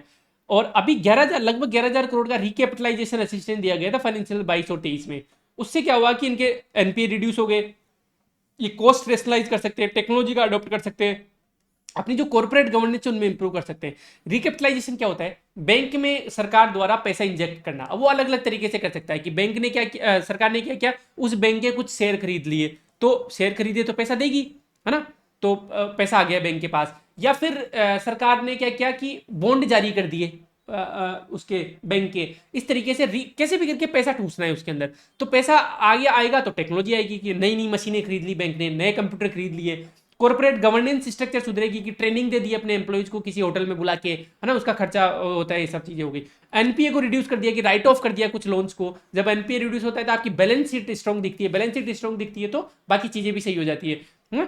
कॉस्ट रेशनलाइजेशन कर दिया आपने, कॉस्ट कटिंग वगैरह कर दिया आपने, तो ये सब चीजें कब पॉसिबल है जब आप रिकैपिटलाइज करते हो। तो 10,890 या 11,000 करोड़ आप लिख सकते हो, तो 11,000 करोड़ रुपए रिकैपिटलाइज किया गया आरआरबी में। इससे क्या हुआ, आरआरबी 7500 करोड़ रुपए का बढ़िया प्रॉफिट कमा रहे।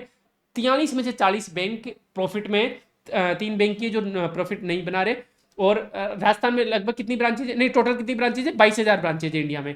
राजस्थान का कोई एग्जांपल, राजस्थान मरुद्रा ग्रामीण बैंक जो कि एसबीआई द्वारा स्पॉन्सर्ड है, और उसके अलावा एक regional sorry bank of Baroda का भी एक भारतीय क्या बड़ौदा राष्ट्रीय रीजनल रूरल बैंक ऐसे कुछ है, BRR, ठीक है, इसको भी मर्ज किया जा रहा है एसबीआई के अंदर है ना। मरुद्रा बैंक को और जो बड़ौदा राष्ट्रीय जो ग्रामीण बैंक है उसको, दोनों को मर्ज किया जा रहा है, दोनों को एसबीआई के अंदर लाया जा रहा है, ठीक है।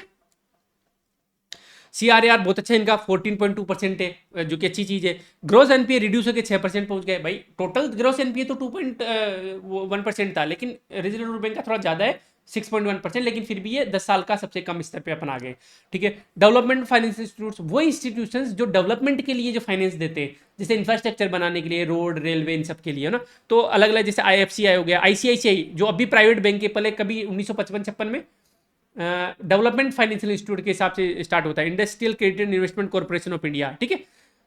IDBI industrial development bank of India, IFCL 2006 में बनी थी, India infrastructure finance company limited, है ना। तो ये सब कोई ज्यादा काम की है नहीं, बस ये नाफिड का ध्यान रख लेना आप, ठीक है।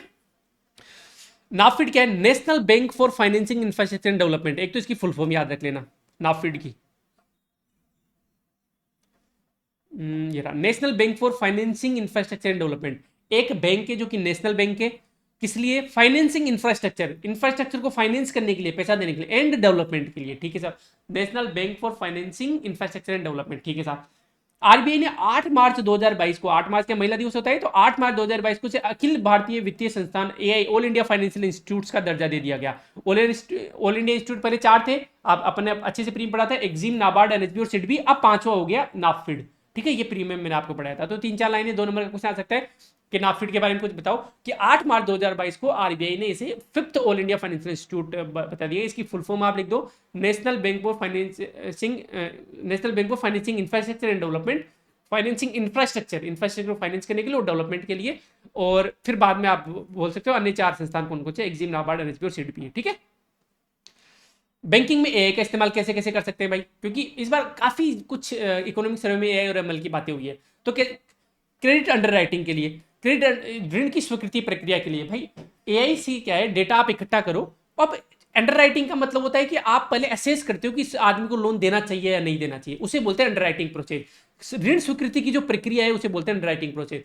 तो अब आपने उसका सारा डेटा आपके पास है कि भाई इसने पहले, इसका सिविल स्कोर क्या है, इसने पहले कहीं पे पैसे खा रखे नहीं खा रखे, ये कहाँ जॉब करता है, इसकी सैलरी क्या है, बहुत सारे डेटा के आधार पर उसका एक स्कोर निकल के आएगा। अब बैंक अच्छे से डिसीजन ले सकते हैं कि यार इस कंपनी को, इस आदमी को, इस संस्थान को लोन दिया जा सकता है नहीं दिया जा सकता। ये हो गया ऋण स्वीकृति प्रक्रिया। नियामकीय पूंजी योजना, है ना। नियामकीय पूंजी योजना होता है कि जैसे रेगुलेटरी जो अथॉरिटीज होती है, जैसे आरबीआई ने मैंडेट कर दिया कि सीआरआर आपको 9% प्लस 2.5% रखना है। इसका प्लान करने के लिए कि किस तरीके से हमें यार ये सीआरआर को मेंटेन करके रखना है, इसमें एआई का इस्तेमाल कर रहे हैं बैंक वगैरह, ठीक है। कि यार रिस्क वेटेड एसेट्स को कम करना पड़ेगा, यार कैपिटल को बढ़ाना पड़ेगा, ऐसे कैलकुलेशन करते हैं ना वो एएमएल के आधार पे करते हैं। तरलता प्रबंधन, लिक्विडिटी का प्रबंधन, कुछ लिक्विडिटी पे होनी चाहिए ताकि बैंक रन की सिचुएशन नहीं आए। बैंक रन क्या होता है कि भाई ग्राहक लाइन लगा के खड़े हैं कि बैंक डूब रहा है और हमें तो अपना पैसा चाहिए, तो इसलिए तरलता भी होना जरूरी है। धोखाधड़ी का पता लगाना और रोकथाम करना, कि कोई आदमी फिगेटिव इकोनॉमी का फंड भाग रहा है पैसे खा के, तो उसका पता लगाना एआई के माध्यम से, है ना। उसकी सोशल मीडिया एक्टिविटीज को ट्रैक करना और बहुत सारी चीजें होती है। जोखिम मूल्यांकन एवं प्रबंधन, वही है, रिस्क असेसमेंट करना पड़ेगा एंड मैनेज करना पड़ेगा उसको। पोर्टफोलियो अनुकूलन, किसी भी जो लोन लेने आ रहा है या आपकी खुद का पोर्टफोलियो है उसका आप अनुकूलन करोगे, आकलन करोगे सामने वाले का। मूल्य निर्धारण मॉडल, इंग्लिश में क्या होगा मूल्य निर्धारण मॉडल, कहाँ है initial stage, use of AI banking, ये रहा, ठीक है।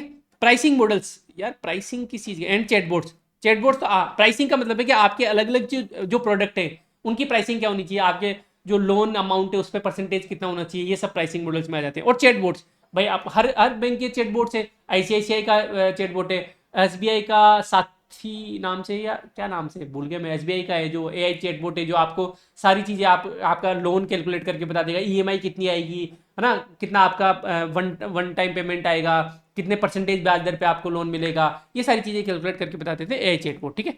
फ्री एआई नाम से एक चीज है, 2 नंबर का क्वेश्चन पक्का आ सकता है। फ्री एआई का पहली बात तो किसने स्टार्ट किया है, आरबीआई ने स्टार्ट किया है फ्री एआई, है ना। और इसकी फुल फॉर्म आपको लिख के आनी है, framework for responsible and ethical enablement of artificial intelligence, free AI, framework for responsible and ethical enablement of artificial intelligence, किसमें, फाइनेंशियल सेक्टर में, ठीक है। ये जबरदस्ती बना देते हैं यार ये एथिकल इनेबलमेंट और ये फ्री बनाने के लिए, ठीक है। तो अपने को याद करना ही पड़ेगा, framework for responsible and ethical enablement of AI. याद करने का काम आपका है, मेरा काम समझाने का और आपको कंटेंट देने का है। मुझे चीजें वैसे ही कम याद रहती है। फ्री, अगली बार से फिर अपन करेंगे, कोशिश करेंगे कि भाई क्लास में याद करवाना वगैरह, है ना। मैं तो इस मॉडल के खिलाफ हूँ, लेकिन अब एग्जाम की डिमांड है तो है भाई, मैं चाहता हूँ कि स्टूडेंट खुद याद करे एक्चुअली, है ना। याद करने का हाँ, समझाने में हमें कमी नहीं रखनी चाहिए। अपने यहाँ पे उल्टा है आपके मार्केट में कि एक ही चीज को 5-5 बार बोलते हैं क्लास में, क्या भाई बच्चा खुद कर लेगा, मेरा मानना ये है, मतलब, है ना, कि बच्चा इतना आप समझाओ ना उसे, आप 5 चीजें उसे एक्स्ट्रा बताओ कि कैसे काम होता है, पोर्टल कैसे काम करता है। अभी तो चलो ठीक है, इस बार तो मैंने कम बताया क्योंकि टाइम नहीं था अपने पास, बाकी आपने पहले इकोनॉमी एथिक्स की क्लास पढ़ी होगी। मैं कोशिश करता हूँ कि मैं खुद जाऊँ वहाँ पे पोर्टल पे चेक करूँ, फ्री आई को मैं यूज करके देखूँ एक्चुअली कैसा क्या हो रहा है ना। रिस्क क्या क्या एसोसिएटेड है, black box nature of AI, पर इंटरनल वर्किंग एआई कैसे सोच रहा है, क्या कर रहा है, पता ही नहीं होता, तो कभी कभी डिसीजन गलत भी हो सकते हैं, ठीक है। लेक ऑफ ट्रांसपेरेंसी, वही है, उसमें पारदर्शिता नहीं है। साइबर रिस्क बढ़ जाते हैं जितने ज्यादा आप इस पे डिजिटल उस पर डिपेंड करोगे, cyber risk. Loss of human expertise, over reliance on AI, तो फिर आदमी रिप्लेस हो जाएंगे, लोग बैंकों में जो लोग हैं वो रिप्लेस कर दिए जाएंगे, बेरोजगार हो जाएंगे। Market manipulation and fraud AI के माध्यम से। थर्ड पार्टी डिपेंडेंसी, क्योंकि बैंकों के पास तो खुद एआई है नहीं, तो वो किसी एआई की कंपनी पे डिपेंड करेंगे, और उस पर डिपेंडेंस घातक है बैंकों के लिए, रिस्क है। ठीक है, ये इंपॉर्टेंट है भाई। आईबीसी आ सकता है, हालांकि पुराना है लेकिन इस बार दिया हुआ है, तो अपन देख लेते हैं एक बार। Insolvency and bankruptcy code of India 2016।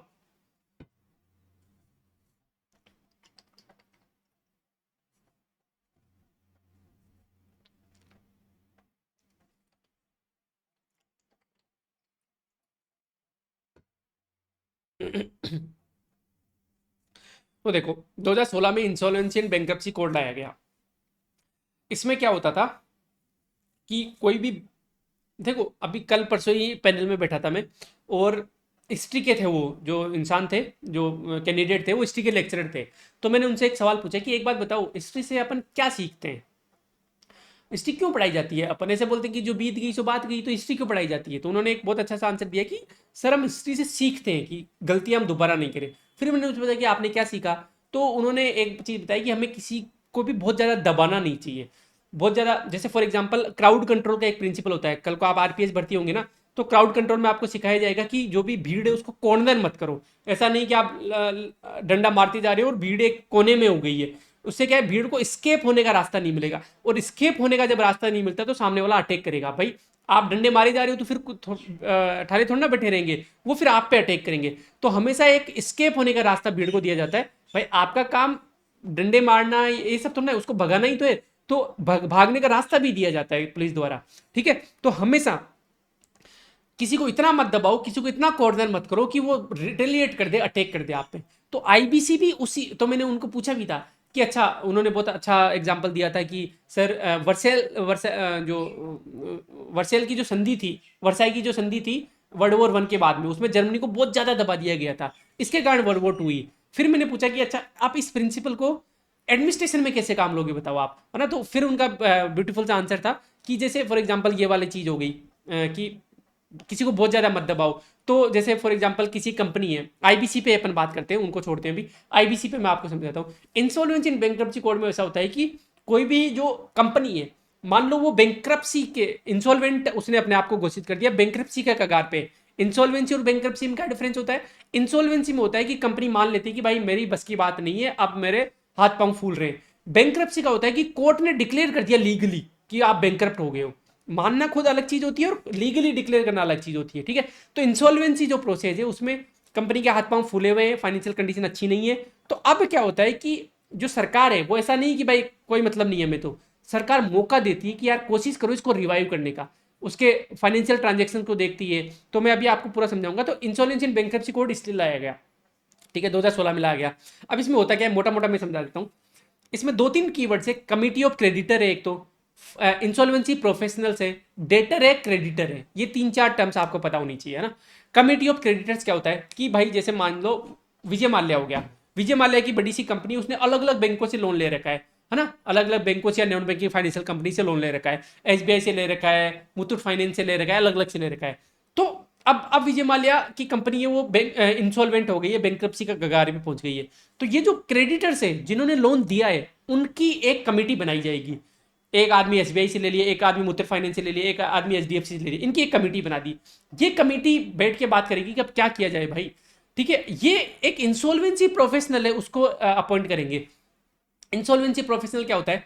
वो विजय माल्या की कंपनी जो किंगफिशर है उसकी फाइनेंशियल ट्रांजेक्शन को देखेगा, उसकी हालत को देखेगा, उसकी परिसंपत्तियों को देखेगा कि यार इनके पास कहाँ कहाँ होटल है, कहाँ कहाँ पे जमीन है, कहाँ कहाँ पे गोल्फ कोर्स है, वो सारी चीज देखेगा। ठीक है, उसके आधार पे वो डिसीजन लेगा कि यार एक काम करते हैं यार, अभी तक हालत अच्छी हो सकती है, तो वो मदद करने की कोशिश करते हैं उनको। ठीक है, कि यार एक काम करते हैं कि 9% ब्याज दर पे पैसे दिया था ना, 9% को हटा के 5% कर दो, इनसे इतना ही पैसा लो, इतना ही रिकवरी करो, ये कंपनी वापस अपने पैरों पे खड़े हो जाएगी। तो कोशिश करते हैं कि उस कंपनी को पैरों पे खड़ा हो जाए। थोड़ा बहुत लोन को राइट ऑफ कर दिया कि चलो ठीक है 1 लाख करोड़ मत दे, तू 50,000 या फिर मान लो 100 रुपए का लोन था, आप तो मान लो कि 100 नहीं दे सकता, तू 80 रुपए दे दे यार, 20 रुपए चलो हम राइट ऑफ करते हैं, माफ करते हैं तेरा, है ना? ये सब डिसीजन लिए जाते हैं। फिर मान लो अभी भी पार नहीं पड़ रही, तो फिर क्या होता है कि वो इंसॉल्वेंसी प्रोफेशनल क्या करता है कि भाई इनकी ये संपत्ति इनको बेचो, बेचने से पहले भी उनको बेटर कंडीशन में लाया जाता है। उनकी थोड़ी गवर्न, भाई आप मान लो ये बोतल है, ये बोतल बेचनी है, बैंकों को तो पैसा निकालना है, कुल मिला के कंपनी इंसॉल्वेंट बैंकरप्ट होने पे जा रही है। अब मैं ऐसे थोड़ा ना बोलूंगा इंसॉल्वेंट प्रोफेशनल ने देखिए फटाफट फटाफट बेचो इसको। मैं क्या करूंगा कि यार एक काम करो, इसको बेच ही रहे ना अपन, तो इसको धो लो अच्छे से, यहाँ पे थोड़ा सा लगा हुआ है, इसको धो लो और इसको थोड़ा सा चमका दो, है ना, नई की तरह लगनी चाहिए। तो ये बोतल यदि मान लो विजय माल्या की संपत्ति थी, ये बोतल 100 रुपए में बिकती, इसकी जगह मैं 150 रुपए में बेचने की कोशिश करूंगा उसको, ताकि ज्यादा पैसा रिकवर हो, ताकि बैंकों को ज्यादा पैसा रिटर्न में मिल जाए, जो लोन दिया था वो उसकी भुगतान हो जाए। तो इंसॉल्वेंसी प्रोफेशनल बहुत सारे काम करता है, उनकी स्ट्रक्चर को सुधारता है, कॉर्पोरेट गवर्नेंस को सुधारता है। तो ये सब चीजें हुई थी इंसॉल्वेंसी बैंक्रप्सी कोड में, ये बहुत सारी चीजें। अब मान लो अब इसमें अपील के लिए होता है कि सबसे पहले तो मैं बता देता हूं आपको, इनिशियल डिसीजन जो लेता है वो नेशनल कंपनी लॉ ट्रिब्यूनल लेता है। अब इसमें दोनों ही, किन किन का पैसों को रिकवरी के लिए आईबीसी कोड काम करता है, इंडिविजुअल यदि किसी कोई पैसा नहीं कमा पा रहा, इंडिविजुअल यदि बैंकरप्ट हो रहा है उसके लिए भी होता है, और कोई कंपनी बैंकरप्ट हो रही है उसके लिए भी इंसॉल्वेंसी एंड बैंकरप्सी कोड आया है, ठीक है। यदि इंडिविजुअल कंपनी की बात करें तो फर्स्ट अपील आप कहां पे इनिशियल डिसीजन कौन लेता है, NCLT, national company law tribunal. कि बैंक क्या करते हैं कि बैंक सबसे पहले एप्लीकेशन जमा करवाते हैं एनसीएलटी में, नेशनल कंपनी लॉ ट्रिब्यूनल है, एक गवर्नमेंट द्वारा एक रेगुलेटरी बॉडी बना दी गई है, ठीक है। उसके पास एप्लीकेशन जो एसबीआई जाएगा और बोलेगा कि माई बाप ये एप्लीकेशन लो, मुझे इस पे इंसॉल्वेंसी प्रोसेस दायर करनी है किंगफिशर पे, ये मेरा पैसा नहीं लौटा पा रहा। अब एनसीएलटी क्या करता है, इनिशियल डिसीजन लेता है कि हाँ आप कमिटी ऑफ क्रेडिटर बनाओ और स्टार्ट करो इसको, ठीक है। या फिर एनसीएलटी ये भी डिसीजन दे सकता है कि नहीं अभी तक ये बैंकरप्ट नहीं हुआ है, इसको काम करने दो, आपका पैसा अभी मत लो। तो ये किसका काम होता है, एनसीएलटी का होता है। अब मान लो नहीं, एसबीआई बोलता है कि नहीं यार मैं तो आपके खिलाफ अपील करूंगा, मुझे तो अभी से इंसॉल्वेंसी प्रोसेस चालू करनी है, तो एनसीएलटी में जा सकता है, national company law appellate tribunal में, और इसके खिलाफ भी नहीं बात बनी तो वो सुप्रीम कोर्ट और हाई कोर्ट में जा सकता है। डेट रिकवरी ट्राइब्यूनल क्या है भाई, जब इंडिविजुअल के खिलाफ, मान लो कंपनी नहीं है, कोई मैं ही हूं, मैं किसी का पैसा खाया हुआ हूं एसबीआई में, एसबीआई की मैं 1 लाख करोड़ रुपए खाया हूं, तो एसबीआई सबसे पहले जाएगा डेट रिकवरी ट्राइब्यूनल में। डेट रिकवरी ट्राइब्यूनल बोल देगा कि हाँ भाई इसके जो जितनी भी संपत्तियां हैं नियोन की, इन सबको बेचो और अपना पैसा रिकवर करो। यदि मुझे इसके खिलाफ जाना है, मुझे और टाइम चाहिए कि नहीं नहीं मैं तो भाई साहब अभी मैं वो कमा सकता हूं, मैं वापस अपनी संपत्ति को वापस खड़ी करके इनको पैसा चुका सकता हूं, तो मैं डीआरएटी में जाऊंगा, डेट रिकवरी एपेलेट ट्राइब्यूनल में। वहां से भी फिर मैं कहा हाई कोर्ट सुप्रीम कोर्ट में जा सकता हूं, ठीक है। तो ये स्टेज बनी हुई इनकी, एनसीएलटी, एनसीएलटी और सुप्रीम कोर्ट, हाई कोर्ट, ये कंपनी के लिए। यदि इंडिविजुअल की बात हो रही है, इंडिविजुअल के पैसे की लेन देन की बात हो रही है, इंसॉल्वेंसी बैंक्रप्सी की बात हो रही है, तो debt recovery tribunal DRT, debt recovery appellate tribunal DRT, और then supreme court, high court, ठीक है। तो इसकी जो 180 दिन के अंदर the IBC lays a limit time limit of 180 days from the date of admission for the closure of an insolvency process. भाई इसने बोल दिया कि इंसॉल्वेंसी शुरू कर दो भाई, इसका क्लोज करो, तो 180 दिन के अंदर अंदर आपको पूरा प्रोसेस कर देना चाहिए। 180 से 90 डे एक्सटेंड कर सकते हैं, है ना। कोई अलग ही केस हो तो उसमें एक्सेप्शन में होता है कि फिर ये बोल देता है एनसीएलटी की नहीं यार इसको थोड़ा और टाइम और दो, ये नियोन अच्छा आदमी है, ये आपके पैसे कम दे सकता है, इसको थोड़ा और टाइम और दो। बाकी 180 दिन प्लस 90 दिन के अंदर अंदर आपको पैसा चुकाना ही पड़ेगा बैंक को, ठीक है। लेकिन अभी दिक्कत क्या हो रही है, वो अभी दिक्कतें भी अपन आगे पढ़ेंगे। अच्छा, इन सब की मदद से अभी तक 3.6 लाख करोड़ रुपए रियलाइज कर दिए क्रेडिटर्स को, जो बैंक थे उनके पास वापस आ गए 3.6 लाख करोड़। तो जो जीएनपीए कम हुआ था, ग्रोस एनपीए रेशियो, है ना, 2.6% हो गया ना घट के, इसमें किसका रोल है, इसका भी रोल है, आईबीसी 2016 का भी रोल है। ऐसे कानून कुछ आते हैं जिसके कारण आप एनपीए को कम कर देते हो, बैंकों को वापस पैसा लौटाने में मदद कर देते हो, ठीक है। Hence the process involves creditor, creditor कौन हो गए, बैंक हो गए, डिफॉल्टिंग कंपनी जैसे इंडिविजुअल या कंपनी दोनों हो सकती है, इंसॉल्वेंसी प्रोफेशनल जो ये डिसाइड करता है कि यार इसको बोतल को साफ करके बेचो, अभी मत बेचो, है ना, इसको बेचो, ये सब चीजें ना। And NCLT, national company law tribunal, ये डिसाइड करता है कि आपको बेचना है नहीं बेचना, अभी आपको क्या नाम है इंसॉल्वेंसी प्रोसेस स्टार्ट करनी है नहीं करनी। समझ में आ गया होगा आईबीसी मोटा मोटा। एग्जाम में क्या करना है भाई, कैसे क्वेश्चन आ सकता है कि भाई आईबीसी 2016 सक्सेसफुल रही है, ये मान लो कमेंट ऐसा कर दो कि the intent behind the IBC 2016 was good and has fruited in good results, ऐसे कुछ हो सकता है, and has been fruitful for the Indian economy या फॉर द बैंकिंग सेक्टर, ऐसा कुछ हो सकता है ना। तो थोड़ा और अच्छा फ्रेम कर किया जा सकता है, अभी अचानक से तो फ्रेम हो नहीं पा रहा मुझसे, बट इस तरीके आ सकता है कि भाई आईबीसी 2016 जो है उसका जो इंटेंट अच्छा था और उसका जो फायदा हुआ है बैंकिंग सेक्टर को, कमेंट कीजिए। तो फिर उसमें अपन लिखेंगे कि भाई 3.6 लाख करोड़ रुपए रिकवर हुए, है ना, और टाइम भी कम लगा है, अभी 180 दिन प्लस 90 डेज में इंसॉल्वेंसी प्रोसेस पूरी हो जाती है। इसमें इंसॉल्वेंसी प्रोफेशनल्स होते हैं, कमिटी ऑफ क्रेडिटर्स होती है, डिफॉल्टर होता है, एनसीएलटी होता है, रिकवरी प्रोसेस में एनसीएलटी से एनसीएलटी और फिर supreme court high court, DRT DRAT और सुप्रीम कोर्ट हाई कोर्ट, ये सब होता है। ठीक है, रिफॉर्म्स क्या क्या जरूरत है भाई? दिक्कत ये होती है कि भाई 500 दिन लग रहे हैं, ये 180 से 270, 180 प्लस 90 270 हो गए, इतना नहीं लग रहा। तो क्योंकि एनसीएलटी, एनक्लेट और सुप्रीम कोर्ट की ब्रांचेज ही कम है, इंफ्रास्ट्रक्चर नहीं है, तो आप वहां अपील करते हो, फिर वो वहां पे फैसले ही नहीं आते, डेट पे तारीख पे तारीख होती है, तो फिर वो दिक्कत हो जाती है बैंकों को। COC decisions often lake transparency in can sometimes big creditors. जो कमिटी ऑफ क्रेडिटर्स होती है ना, अब जैसे मान लो विजय माल्या ने अलग अलग बैंकों से पैसा लिया हुआ है, एसबीआई से, एचडीएफसी से, आईसीआई से, और एक छोटा बैंक एयू बैंक, उससे भी पैसा लिया हुआ है, सब कमेटी बनेगी सारे बैंकों को मिला के।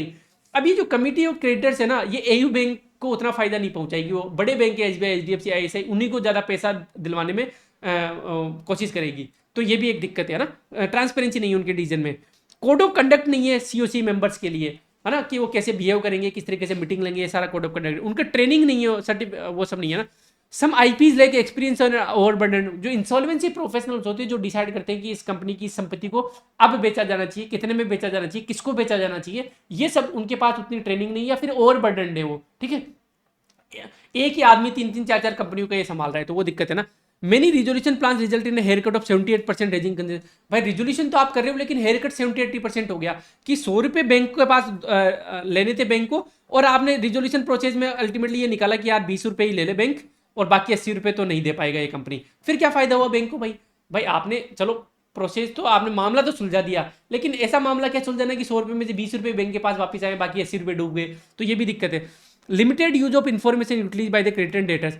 क्रेडिटर्स डेटर्स क्या होते हैं? इन्फॉर्मेशन यूटिलिटीज का उपयोग करते हैं। इन्फॉर्मेशन यूटिलिटीज इंडिपेंडेंट कंपनियां होती है, जो कि डेटा इकट्ठा करती रहती है, विजय माल्या का, मेरा, सबका, वो पता करती रहती है कि यार इसके पास इतनी संपत्ति है, यहाँ पे प्राइम लोकेशन में, इसका इतनी मूल्य है, इसको इसको बेचा जा सकता है। इनका उपयोग ही नहीं कर रहे ये लोग, इनका उपयोग अच्छे से करेंगे तो ज्यादा मैक्सिमम रिकवरी हो पाएगी। ठीक है, no comprehensive framework exist under the IPC handle global companies. भाई बहुत सारी ग्लोबल कंपनीज भी तो बैंकक्रप्ट होती है इंडिया में आके, तो उनके लिए कोई फ्रेमवर्क नहीं है।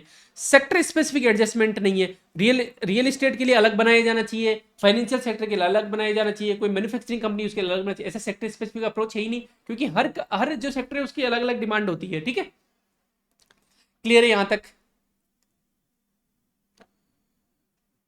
ठीक है साहब, आईबीसी भी हो गया। कैपिटल मार्केट पे आते हैं। कैपिटल मार्केट वही, एक तो प्राइमरी मार्केट, एक सेकेंडरी मार्केट होता है। प्राइमरी मार्केट मतलब सीधा आपने आईपीओ लॉन्च कर दिया, सीधा आपने शेयर जनता को दे दिए। सेकेंडरी मार्केट होता है कि आपने उन शेयर्स को एक्सचेंज किया एक दूसरे से, जैसे निफ्टी 50 हो गया या सेंसेक्स हो गया, ये सब चीजें हो गई। ठीक है, तो प्राइमरी मार्केट में बॉन्ड और इक्विटी हो गया। India share in global IPO search, first number पे आ गए अपन, है ना। Qualified institutional players emerge as preferred equity fund raiser. जो इंस्टीट्यूशनल जो प्लेयर्स होते हैं, जिन्होंने अपने ग्रुप बना रखे हैं, इंस्टीट्यूशनल मतलब जैसे टाटा हो गया, अजीम प्रेमजी फाउंडेशन हो गया, इन्होंने एक इंस्टीट्यूशन बना दिया कि ये आईपीओ में जो पैसा आएगा उसको लेंगे, मतलब शेयर्स लेंगे कंपनियों के, तो इनका कंट्रीब्यूशन बड़ा है। ठीक है, सेकेंडरी मार्केट में क्या है? स्टॉक एक्सचेंज वगैरह। तो क्या कैसे कैसे इफेक्ट होता है भाई सेकेंडरी मार्केट? यूएस के प्रेसिडेंशियल इलेक्शन से इफेक्ट होगा बिल्कुल। जो कॉन्फ्लिक्ट चलते रहते हैं, जियोपॉलिटिकल टेंशन चलती रहती है, रशिया यूक्रेन वार, इनसे भी आपको पता है शेयर बाजार ऊपर नीचे होता है। गोल्ड की प्राइस से शेयर बाजार ऊपर नीचे होता है। उसके अलावा और शेयर सेंटीमेंट से शेयर बाजार ऊपर नीचे होता है। जो कंपनी की जो कॉर्पोरेट गवर्नेंस होती है उसमें कुछ गड़बड़ हो जाए तो शेयर मार्केट वो होता है। जैसे फॉर एग्जांपल अडानी में वो हिंडनबर्ग की रिपोर्ट आती ही धड़ाम से शेयर गिर गए थे ना, बहुत सारे। जैसे कोरोना आ गया उसके कारण शेयर बाजार इंपैक्ट होता है। गवर्नमेंट चेंज होती है उससे शेयर बाजार इंपैक्ट होता है। इलेक्शन से शेयर बाजार इंपैक्ट, बहुत सारे फैक्टर्स हैं, आपको पता ही है सब तो ना। डोमेस्टिक कंडीशन में ये सब हो गया, सिविल वॉर हो गई, गवर्नमेंट चेंज हो गया, है ना, ये सब हो गया। अब एनुअल रिटर्न कितना मिल रहा है भाई? लगभग निफ्टी 50, मान लो निफ्टी 50 में आप अप्लाई करते हो, जैसे सेंसेक्स होता है वैसे निफ्टी 50 होता है, तो वहां पे आप अप्लाई करते हो तो वहां पे आपको कंपाउंड जो 10 ईयर की जो एनुअल रिटर्न मिली हो 8.8% मिली है ना। अब इसका मतलब क्या हुआ? ज्यादा मतलब तो है नहीं, याद छोड़ दो आप, कोई दिक्कत नहीं है, लेकिन मैं थोड़ा समझा देता हूँ। 8% रिटर्न का मतलब होता है कि जैसे मान लो आपने एफडी करवाई, एफडी का रिटर्न लगभग होता है 4-5-6%। ठीक है, ठीक है, तो 6% मान लेते हैं। तो 72 का रूल आप हमेशा याद रखना, 72 में 6 का भाग दे दो। जब कंपाउंड इंटरेस्ट रेट की बात होती है तो 6 कम से 6 दूनी 12, 12 साल में आपका पैसा दुगना हो जाएगा यदि 6% एनुअल कंपाउंड इंटरेस्ट रेट से आपने एफडी करवा रखी है। तो मतलब मान लो आपने आज 1 लाख रुपए की एफडी करवा रखी है, तो 12 साल में आपको 2 लाख रुपए मिल जाएंगे 6% रेट से। यदि निफ्टी 50 में वो पैसा आपने लगा रखा है तो 8.8% मान लो, 9% लगभग मान लेते, 72 में 9 को भाग दो, 9 5 9 6 9 7 78, तो ये कितने साल में दुगना हो जाएगा? लगभग 7 साल में दुगना हो जाएगा ना, 7 8 साल में। अच्छा ये तो सीधे सीधे हो गया, 8 साल में दुगना हो जाएगा। तो फर्क बस इतना ही है, ये 9 है नहीं है एक्चुअली, मैं 8.8% से मैंने कैलकुलेट किया था जब मैं लेक्चर ले रहा था, तो वो 8 नहीं हो रहा था, तो एक्चुअली 8%, 8.8% है, तो वो कम होता है 8 साल से ज़्यादा होता है, 8 से 9 साल के बीच में आपका पैसा दुगना होगा यदि आपने निफ्टी 50 में लगाए तो, ठीक है। तो ज़्यादा काम की चीज़ नहीं है, छोड़ो। एनुअल कंपाउंड इंटरेस्ट रेट 8.8% है, नहीं काम की चीज़ है, ये इकोनॉमिक सर्वे में दी हुई थी इसलिए मैंने दे दी यहाँ पे आपको, ठीक है। Rise for Indian stock markets in 2025, rise नहीं है, रिस्क है यार, कहाँ मेरा दिमाग जा रहा है। क्या क्या है भाई स्टॉक मार्केट की रिस्क, क्या क्या है? वही है, जियोपॉलिटिकल टेंशन हो गई बाहर की, यूएस प्रेसिडेंट इलेक्शन हो गया, यूएस की पॉलिसीज हो गई, गवर्नमेंट की पॉलिसीज हो गई, एआई का चलन बढ़ गया, डिजिटल मीडिया का चलन बढ़ गया, ये भी रिस्क है एक तरीके से। जो जो रिटेल इन्वेस्टर है वो बढ़ रहे हैं, वो भी एक रिस्क है, क्योंकि रिटेल इन्वेस्टर ना सेंटिमेंट्स पे डिपेंड करते हैं। जो बड़े इन्वेस्टर्स होते हैं वो तो कैलकुलेटेड दिमाग लगाते हैं, तो ऐसे जल्दी से पैसा नहीं खींचते, बट रिटेल इन्वेस्टर भेड़ चाल पे चलते हैं। किसी ने बोल दिया अरे टाटा डूब गई, टाटा डूब गई, तो सारे अपने टाटा से पैसे निकाल लेंगे, तो टाटा सच में ही डूब जाएगी, है ना। यंग इन्वेस्टर्स बढ़े हैं, तो यंग इन्वेस्टर्स, इन्फ्लुएंसर्स जो सोशल मीडिया है वहां से आके सारी ट्रेडिंग कर रहे हैं, जिनको ट्रेडिंग कोई नॉलेज ही नहीं, ऐसी ऐसी कंपनी में पैसा लगा रहे हैं जिनके बारे में उनको कुछ पता ही नहीं है कि उसका आरओआई कितना है, उसका प्रॉफिट कितना है, EBITDA कितना है उस कंपनी का, है ना, वो कंपनी की फ्यूचर वो क्या है, उसके असेट्स कितने हैं, फ्यूचर उसका स्कोप कितना है उस कंपनी का, मार्केट वैल्यू कितनी है उस कंपनी की, कुछ नहीं पता होता और पैसे लगा रहे हैं, तो ये सब दिक्कतें। US market high, record high पे, तो यूएस मार्केट में कुछ गड़बड़ होती है तो फिर यहाँ पे भी इम्पेक्ट आएगा। Over dependence on tech companies, मतलब उन्हीं कंपनीज के स्टॉक और प्राइसेस बहुत ज़्यादा ही है जो AIML वाली है, इन पे ओवर डिपेंडेंस होना भी घातक है। कॉर्पोरेट गवर्नेंस की इशू है, जैसे हिंडनबर्ग रिपोर्ट आई थी अडानी वाली, अनसर्टेनिटीज है, ट्रम्प पॉलिसीज वगैरह, रिटेल पार्टिसिपेशन हाई है तो फिर दिक्कत हो जाती है, फोमो होता है लोगों को कि यार मैंने तो पैसा लगा ही नहीं हुआ है स्टॉक मार्केट में, क्यों भाई, जरूरी नहीं है, ठीक है। जियो पोलिटिकल टेंशन हो गई, रशिया यूक्रेन वॉर हो गई, पाकिस्तान इंडिया वाला जो हो गया, उससे भी शेयर मार्केट पे इंपैक्ट पड़ता है। एग्रेसिव सेलिंग बाई FII, जो फॉरेन इंस्टीट्यूशनल इन्वेस्टर्स होते हैं वो फटाफट से बेच के बाहर निकल जाते हैं, तो ऐसा होता है कि भाई एकदम से शेयर की कीमत गिरती है तो फिर यहाँ वाले भी पैसा खींच लेते हैं, पैसा खींच रहे तो और शेयर की कीमत गिरेगी, तो सेंटीमेंट्स बहुत डिपेंड करता है। साइबर सिक्योरिटी और टेक फेलियर्स हो जाते हैं कि जो जीरोदा का वो है, जीरोदा में बहुत ज़्यादा टेक फेलियर्स होते हैं जहाँ पे लोग ट्रांजेक्शन्स वगैरह करते हैं। IPO सर्ज हो रही है, तो फंडामेंटल्स पे कंपनी काम कर नहीं रही हो, IPO लॉन्च कर दिया तो वो भी घातक है। वही कंपनी IPO लॉन्च करनी चाहिए जिनका स्ट्रॉन्ग फाउंडेशन है, स्ट्रॉन्ग फंडामेंटल्स है, ठीक है। तो ये सब अनसर्टेनिटीज है, इश्यूज है, ये मुझे लग नहीं रहा ये सब आएगा, लेकिन मेरी जिम्मेदारी थी, क्योंकि आपको एक तो क्योंकि कैपिटल मार्केट्स वगैरह पता होना चाहिए और इकोनॉमिक सर्वे में दिया हुआ है तो पढ़ाने की जिम्मेदारी थी। बाकी इन चीज़ों पर आप ज़्यादा फोकस मत करो, ठीक है। गिफ्ट सिटी के बारे में थोड़ा पढ़ लेना, ये स्मार्ट सिटी भी है और गुजरात इंटरनेशनल फिनटेक फाइनेंशियल, इसमें क्या होता है कि मैंने अच्छे से स्टेटिक में भी कवर कराया हुआ है। गिफ्ट सिटीज वो होती है जहाँ पे जितने भी फाइनेंशियल ट्रांजेक्शन्स होते हैं वो इंटरनेशनल टेरिटरी की तरह काउंट होते हैं, वहाँ पे जो टैक्स स्ट्रक्चर होता है वो इंटरनेशनल, उसको मानते ही अंतर्राष्ट्रीय भूमि है, ठीक है। तो वहाँ पे कस्टम ड्यूटी वगैरह नहीं लगती बहुत सारी चीज़ों पे, और जो लॉज हैं वो भी बहुत सारे एप्लीकेबल नहीं होते हैं, और जैसे उनको SEZ financial SEZ special economic zones की जितने भी फायदे होते हैं वो उनको दिए जाते हैं। मल्टीनेशनल कंपनीज का हब होता है वहाँ पे, टेक्नोलॉजी बहुत हाई होती है, स्मार्ट सिटी है ये, है ना। इसमें जैसे 67 जो पूरी सिटी है उनमें जो 67% जो जगह है वो वाणिज्यिक क्षेत्र है ना, कॉर्पोरेट सेक्टर है, 22% फिर उनमें काम करेंगे लोग, उनके लिए आवासीय क्षेत्र बना दिए गए, और 11% सामाजिक सुविधाएं होगी, जैसे स्कूल्स बना दिए गए उन लोगों के लिए, हॉस्पिटल्स हो गए, पार्क हो गए, हॉस्पिटल्स हो गए, पार्क्स हो गए, ठीक है। तो ये सब 11%, तो टोटल ये जोड़ोगे तो 100% आएगा, ठीक है। तो गिफ्ट SEZ वगैरह ये मैंने बताई दिया आपको। तो गिफ्ट सिटी 52वां स्थान है इस सिटी का, ठीक है, वैश्विक वित्तीय केंद्र सूचकांक में, ठीक है साहब। आगे चलते हैं, अब ये इंपॉर्टेंट है भाई, ठीक है, ये सब इंपॉर्टेंट नहीं था, ये इंपॉर्टेंट है। एक इंश्योरेंस पेनिट्रेशन क्या होता है, इंश्योरेंस डेंसिटी क्या होती है, सीधा सीधा क्वेश्चन पूछा जा सकता है। इंश्योरेंस पेनिट्रेशन होता है GDP में इंश्योरेंस प्रीमियम का कितना योगदान है, तो इंश्योरेंस प्रीमियम अपॉन GDP × 100, ये होता है इंश्योरेंस पेनिट्रेशन, GDP में कितना घुस गया है इंश्योरेंस, ठीक है। ये कितना है भाई, ये कितना है, इंश्योरेंस पेनिट्रेशन कितना है, 3.7% ही है अपना, जबकि वैश्विक औसत है 7%, ठीक है। मान लो 100 रुपये अपनी GDP है तो उसमें लगभग 3.7 रुपये ही अपना इंश्योरेंस प्रीमियम है। प्रीमियम मतलब इंश्योरेंस लेने के टाइम में जो पैसा जमा करता हूँ, जैसे मैंने आईसीआईसीआई लोम्बार्ड का कराया हुआ है तो उसका प्रीमियम है 12,000 रुपये पर साल का। ठीक है, तो ये हो गया कि 12,000 रुपये मेरा प्रीमियम हो गया। ऐसे ही प्रधानमंत्री फसल बीमा योजना में होता है ना, प्रीमियम आपको जमा करवाना पड़ेगा रबी खरीफ और हॉर्टिकल्चर के लिए 5% जमा करवाना पड़ेगा। तो ये सारा प्रीमियम में भी इकट्ठा करें तो वो 3.7% हो गया जीडीपी का। तो ये हो गया इंश्योरेंस पेनिट्रेशन। ठीक है, कुल प्रीमियम, बीमा प्रीमियम का देश के सकल घरेलू उत्पाद के साथ अनुपात, ये हो गया इंश्योरेंस हो गया। बीमा प्रीमियम टोटल कितना है, 11.2 लाख करोड़ रुपए अपना। ठीक है, एक होता है इंश्योरेंस डेंसिटी, डेंसिटी मतलब पॉपुलेशन के हिसाब से कि insurance premium upon total population, मतलब average per capita insurance premium कितना है अपना, ऐसे आप बोल सकते हो इसको ना।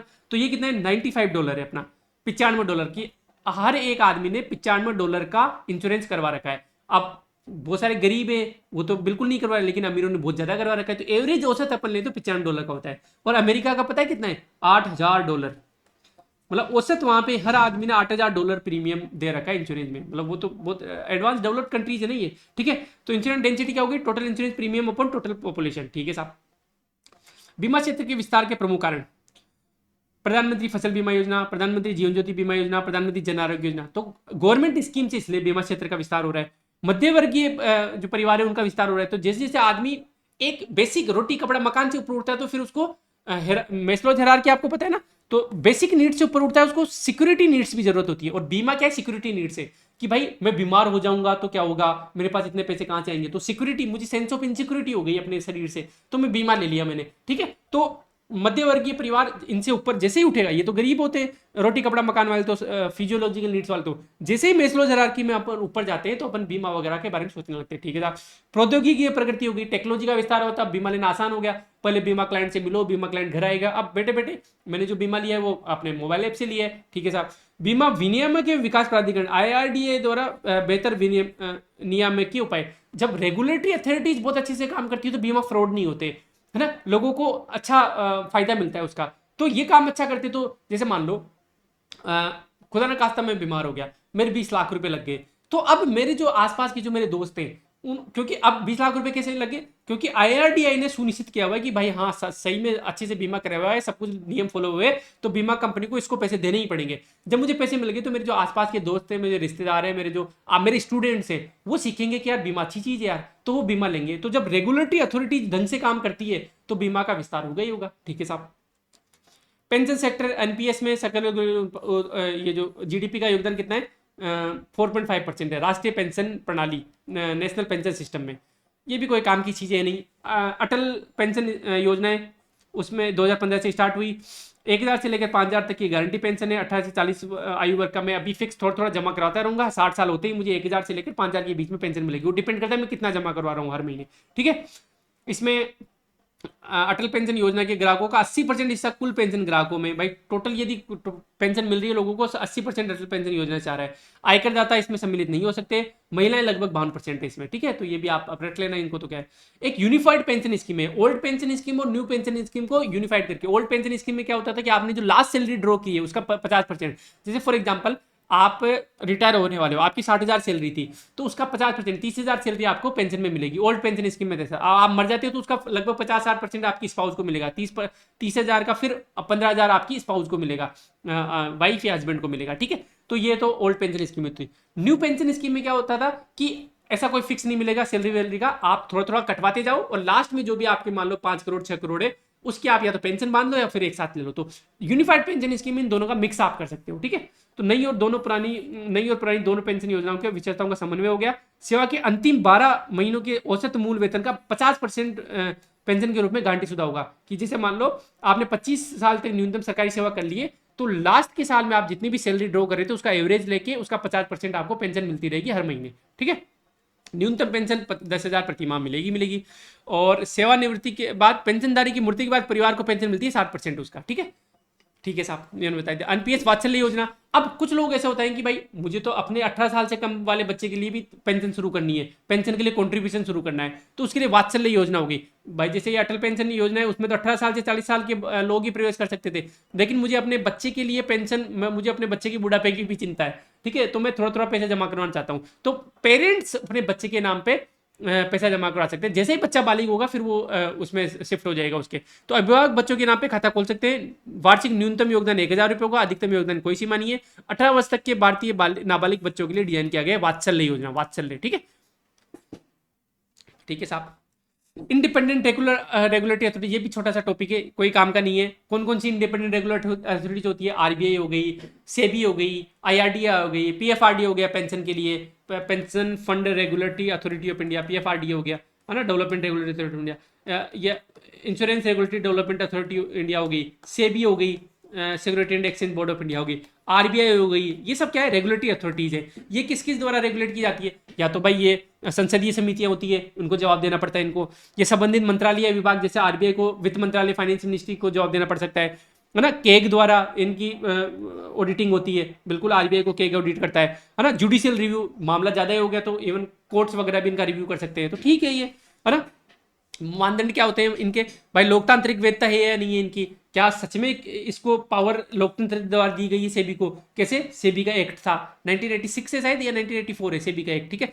नियामक की जवाबदेही, अकाउंटेबिलिटी के लिए क्या क्या वो है? निष्पक्ष है क्या ये? सुलभ पारदर्शी प्रक्रिया है क्या इनकी? ये जो रेगुलेटरी अथॉरिटीज है। विशेषज्ञता और दक्षता, है ना इनकी। ये क्या विशेषज्ञता को क्या बोलेंगे इंग्लिश में? क्या बोलेंगे? स्पेशलाइजेशन है या ये इनका, इनमें दक्षता मतलब इफिशियंट है या नहीं है अपने काम को लेके। ठीक है, तो ये सब हो गया। अब ये इंपॉर्टेंट है भाई, 2 नंबर में आ सकता है। उत्कर्ष 2022 किसने स्टार्ट किया? भारतीय रिजर्व बैंक। जैसे फ्री आई था ना फाइनेंशियल सेक्टर के लिए, वैसे ही उत्कर्ष 2022 जो वित्तीय संस्थाओं के विनियमन के लिए, वित्तीय संस्थाएं कोई सी भी हो सकती है, बैंक्स हो गई, एनबीएफसी हो गई, ये सब वित्तीय संस्थाएं। तो वित्तीय संस्थाओं के विनियमन और पर्यवेक्षण में सुधार हेतु 3 वर्षीय रोड मैप, कब से? 2023, 2024 और 2025, ये 3 वर्षीय रोड मैप उत्कर्ष 2022। ठीक है, इसका लक्ष्य क्या है और किसने स्टार्ट किया है? ये आरबीआई ने स्टार्ट किया है। लक्ष्य क्या है? उत्कृष्टता लानी है इनमें, विश्वास बढ़ाना है लोगों में, पारदर्शिता होनी चाहिए, नवाचार, डिजिटल एवं भौतिक अवसंरचना को बढ़ावा देना है। ठीक है। साइबर सुरक्षा, साइबर सिक्योरिटी, प्रमुख खतरे क्या क्या हो सकते हैं? साइबर फिशिंग, मतलब फिशिंग अपन क्या करते हैं, जैसे मछली के लिए कांटा फेंकते हैं ना, वैसे ही जो साइबर फ्रॉड होते हैं वो जैसे मेल फेंक दिया, कोई एपीके फाइल फेंक दिया आपके उसमें व्हाट्सएप या टेलीग्राम पे, उस पर आपने क्लिक किया और आप खतरा हो गई, तो फिशिंग हो गई। DDoS, distributed denial of services attack, एक ही सर्वर पे अलग अलग उससे डिवाइसेस से अटैक किए जाते हैं तो सर्वर फेल हो जाता है। ठीक है। एसएमएस धोखाधड़ी, नकली दुर्भावनापूर्ण मोबाइल एप्लीकेशन, एप्स के एपीके हो गए, रेंसमवेयर हमले, पैसे मांगे जाते हैं, तो ये सब हो गए खतरे हो गए। वित्त वर्ष 2024 में लगभग 14 लाख साइबर घटनाएं हुई थी, सर्टेन की रिपोर्ट है। प्रत्येक 5 में से एक साइबर घटना वित्तीय संस्थानों पर अटैक होती है। ठीक है। अंतर्राष्ट्रीय मुद्रा कोष आईएमएफ की वैश्विक वित्तीय स्थिरता रिपोर्ट के अनुसार 2024 में साइबर घटनाओं में से $2.5 अरब की हानि हुई। हिंदी में पढ़ने में दिक्कत आ जाती है थोड़ी सी मुझे। ये सब कर लिया अपन ने, एनपीएस वात्सल्य कर लिया, ये कर लिया, यहाँ पे थे अपन। ठीक है। आईएमएफ की ग्लोबल फाइनेंशियल स्टेबिलिटी रिपोर्ट बोलती है साइबर सिक्योरिटी इंसिडेंट से 2.5 बिलियन का लॉस हुआ है, $2.5 बिलियन का लॉस हुआ है 2024 में। तो ये एक डेटा आप याद कर लो, 2.5 बिलियन, या फिर 1 out of 5 attacks are in the financial sector. ठीक है। 2024 global cyber security index, India achieved Tier 1 status signifying a strong commitment to cyber security practices. India का स्कोर ठीक ठाक रहा था, अच्छा रहा था, तो हम मतलब साइबर सिक्योरिटी के लिए प्रतिबद्ध है, हम कटिबद्ध है। ठीक है। ये 2 की टर्म्स है, वो भी अपन पढ़ लेते हैं। फाइनेंशियलाइजेशन और क्रेडिट अंडरराइटिंग, ये 2 चीजें। फाइनेंशियलाइजेशन होता है कि जीडीपी में अलग अलग सेक्टर्स का योगदान होता है, एग्रीकल्चर का, सर्विस का, इंडस्ट्री वगैरह का। जब फाइनेंशियल सेक्टर का कंट्रीब्यूशन बहुत ज्यादा हो जाता है तो उसे फाइनेंशियलाइजेशन बोलते हैं। The dominance of financial sector in shaping policy and macroeconomic outcomes. ठीक है। तो फिर वो अब जब जीडीपी में योगदान ज्यादा हो गया तो जो पॉलिसी मेकिंग है उसमें भी बहुत ज्यादा योगदान हो जाएगा, क्योंकि अब डोमिनेंट हो गए। तो प्रॉब्लम क्या होती है? Disproportional growth of the financial sector might cause a financial crisis. भाई रियल काम तो आप कर नहीं रहे, मैन्युफैक्चरिंग वगैरह, एग्रीकल्चर वगैरह, और फाइनेंशियल सेक्टर से ही पूरा गेम खेल रहे हो तो फिर फाइनेंशियल क्राइसिस आ ही जाएगी। जैसे 2008 का बबल फिर फूट जाता है, गुब्बारा है वो फूट जाएगा, क्योंकि फाइनेंशियल सेक्टर के पीछे सेक्टर होना जरूरी है ना। पर पैसों का लेन देन किसी चीज के लिए तो हो रहा है ना। मैं आपको पढ़ा रहा हूं, आप एसडीएम बनोगे, एसडीएम बन के आप क्या करोगे? आप जैसे एग्रीकल्चर में पट्टा दिलाओगे तो कोई चीज एग्रीकल्चर तो सच में हो रही है ना। उसके अलावा जैसे आप किसी इंडस्ट्री को इंस्पेक्शन करने जाओगे, तो ये सब चीजें कुछ जो फर्स्ट जो 2 सेक्टर है वो आधार होता है थर्ड सेक्टर का। सर्विस सेक्टर एग्जिस्ट ही नहीं कर सकता एग्रीकल्चर और मैन्युफैक्चरिंग इंडस्ट्री नहीं हो तो। किस चीज के लिए सर्विस दोगे आप? कॉल सेंटर आपने खोला हुआ है, कॉल सेंटर अल्टीमेटली तो उसके पीछे कोई प्रोडक्ट होगा ना, तो वही वाली चीज़ है। तो credit underwriting is the process lenders use to, अच्छा क्रेडिट अंडरराइटिंग अपन ने पढ़ लिया था, देख लिया था। कोई भी लेंडर किसी भी जो डेटर है उसकी उसकी पूरी प्रोफाइल को एवेल्युएट करता है। जो लोन दे रहा है, जो लोन ले रहा है, उसके बारे में पूरी तरीके से जानता है कि भाई उसकी फाइनेंशियल हिस्ट्री क्या रही है, वो कहाँ जॉब करता है, उसका कितना असेट है, ये सब चीज़ें ना, कि borrower's ability to repay loan, क्या वो सच में लोन चुका सकता है या नहीं चुका सकता। It involves analysing the borrower's financial information, credit history and other relevant factors to determine loan approval terms and interest rates. ठीक है, तो इसके आधार पे फिर इंटरेस्ट रेट डिसाइड की जाती है। इस आधार पे उसकी कितने साल के लिए लोन दिया जाना चाहिए वो डिसाइड किया जाता है। ठीक है, इसी आधार पे डिसाइड किया जाता है कि भाई लोन दे या नहीं दे तो कितने इंटरेस्ट रेट में दे और कितने साल के लिए दे। ठीक है, तो ये की टर्म्स हो गई।